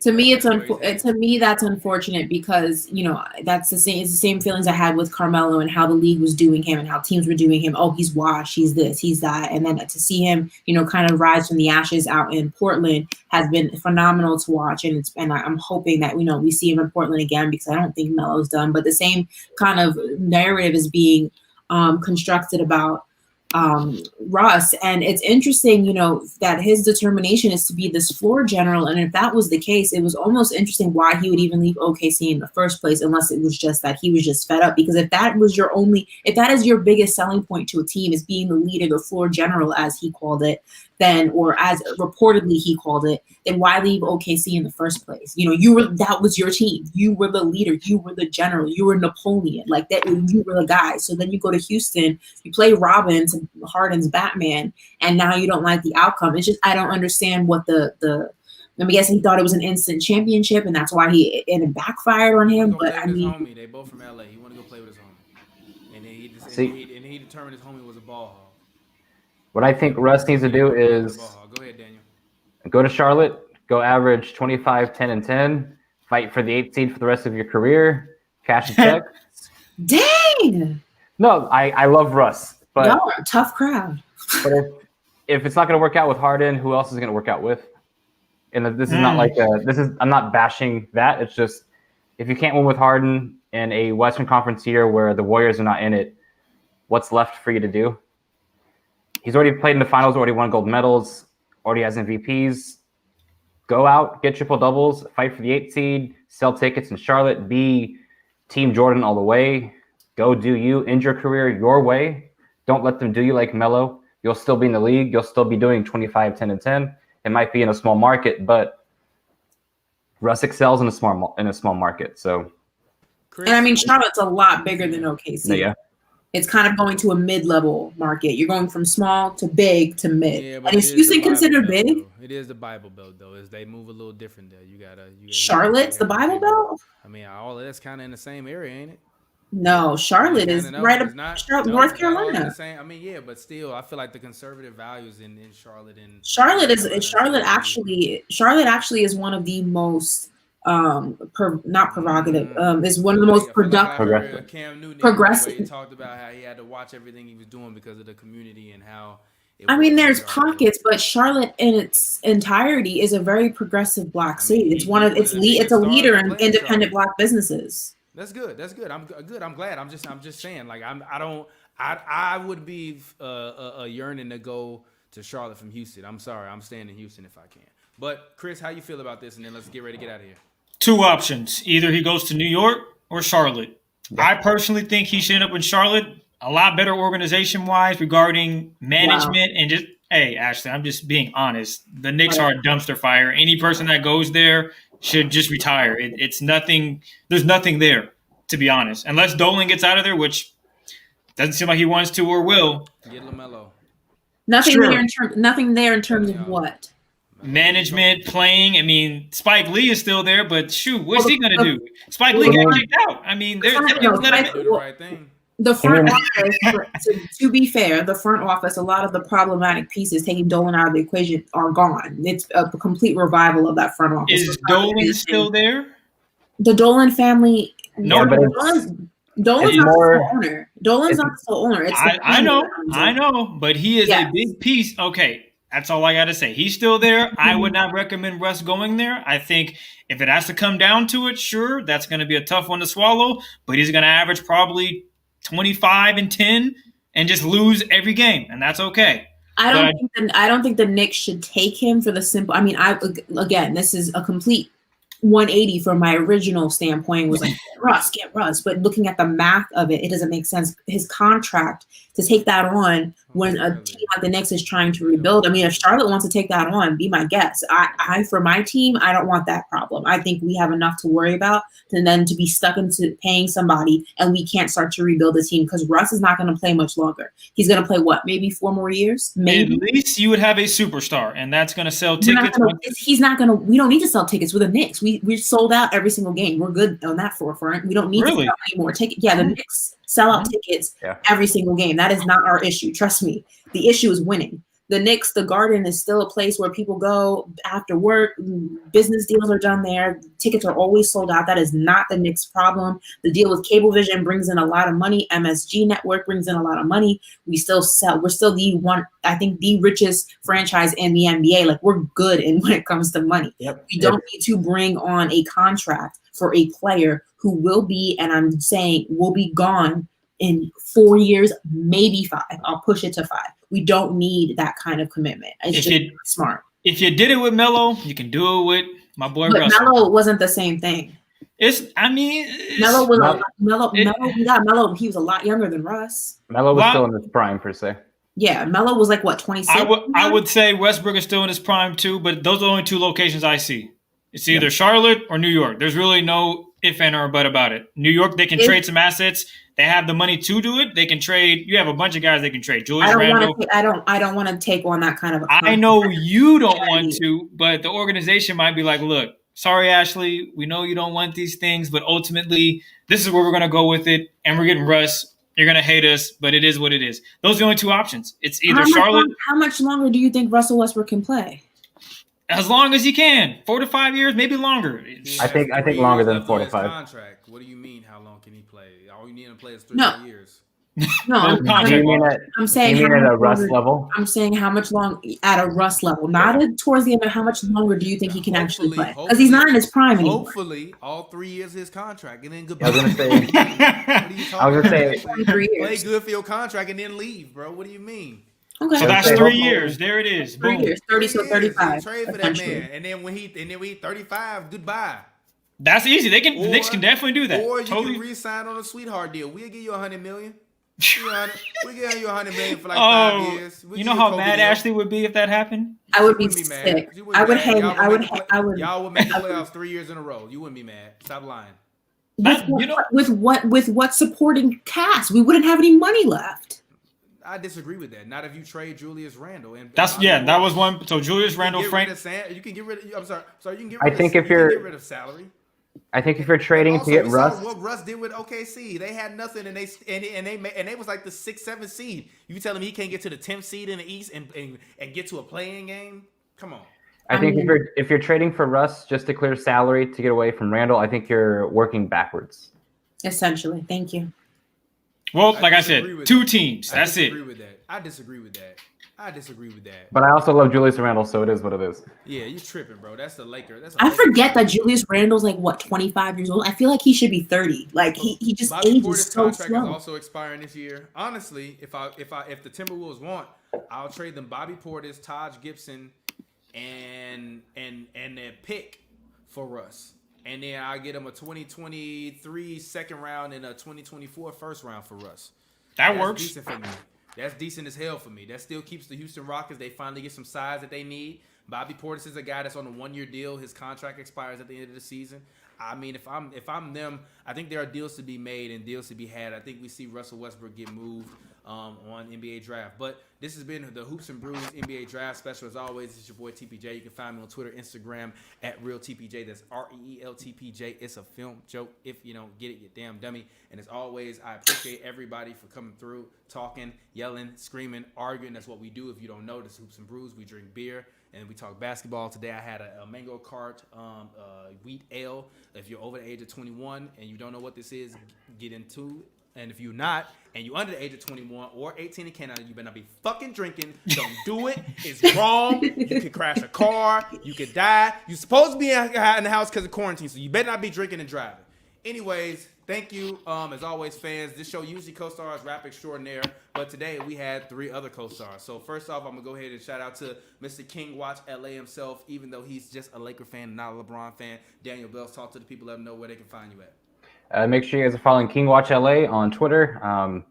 The draft won't be that exciting for Laker fans tomorrow night. We don't have a pick. We'll probably buy some picks in the second round, but expect major moves on Friday, Saturday, and I'll be keeping you guys updated on that. And yeah, let's go ahead and pass it to Chris. All righty, I'm sorry, I was about to call you Daniel. All right, Daniel. Thank you. All right, Daniel. All right, Daniel. Thanks, man. I appreciate you. Have a good night.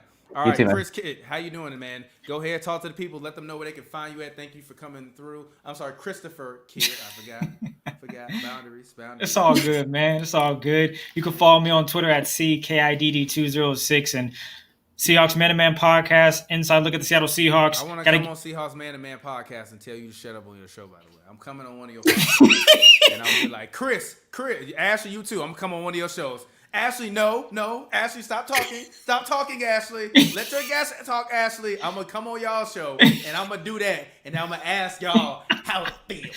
It feels good because we're not wrong. You've been talking y'all crazy. Y'all was wrong because y'all wasn't listening to me, and then y'all asked me to re-explain what I said earlier. When You're y'all still wrong, listening. but carry on. You're still wrong. Whatever.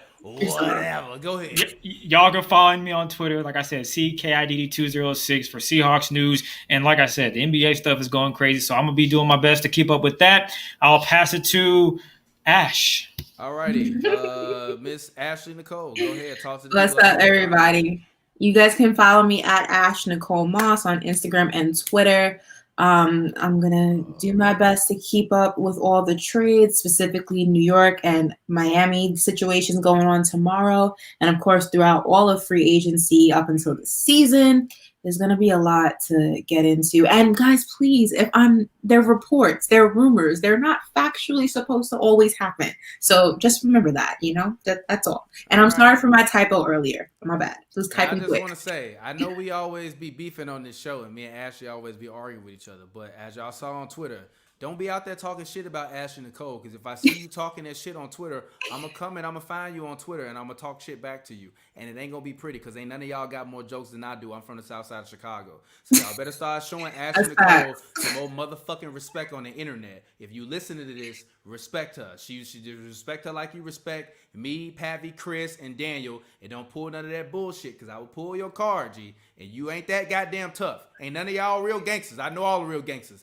And they ain't on the internet talking about women. They actually doing some shit and actually make some shit happen. So remember that, like I said, because I be watching y'all. When I saw that shit today, when one of y'all was underneath watching, then you want to say, come on the show. Hell no, you can't come on this show. Me and Ashley might argue, and we might have tough discourse, but we still have respect for each other. And if you all aren't going to respect her, we don't have no respect for y'all. So get in tune with it or get lost, period. That's how and tell them to stop calling me mid. Like, how old are y'all? I don't even know. Like, when did that become a thing? I mean, you're also not mid, G. That's like... Is that like a Gen Z term? Like, I've never... No, it's anybody who ever didn't hit the mid. They know what it is. When you hit the mid, you know what's mid.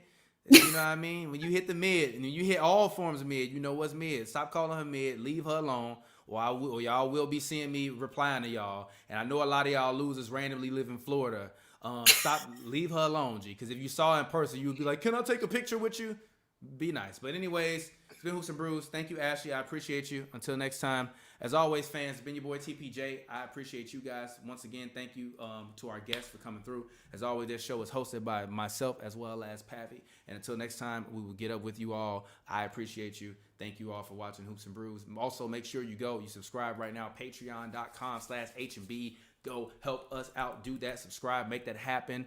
Get in tune. The podcasts go up immediately on Patreon, and then afterwards they go up on SoundCloud. So make sure you tap in. Go ahead, get into it with that patreon.com/HNB. And until next time, I will get up with you all later. This has been Hoops and Brews, your boy TPJ, and I will get up with you later. Peace out.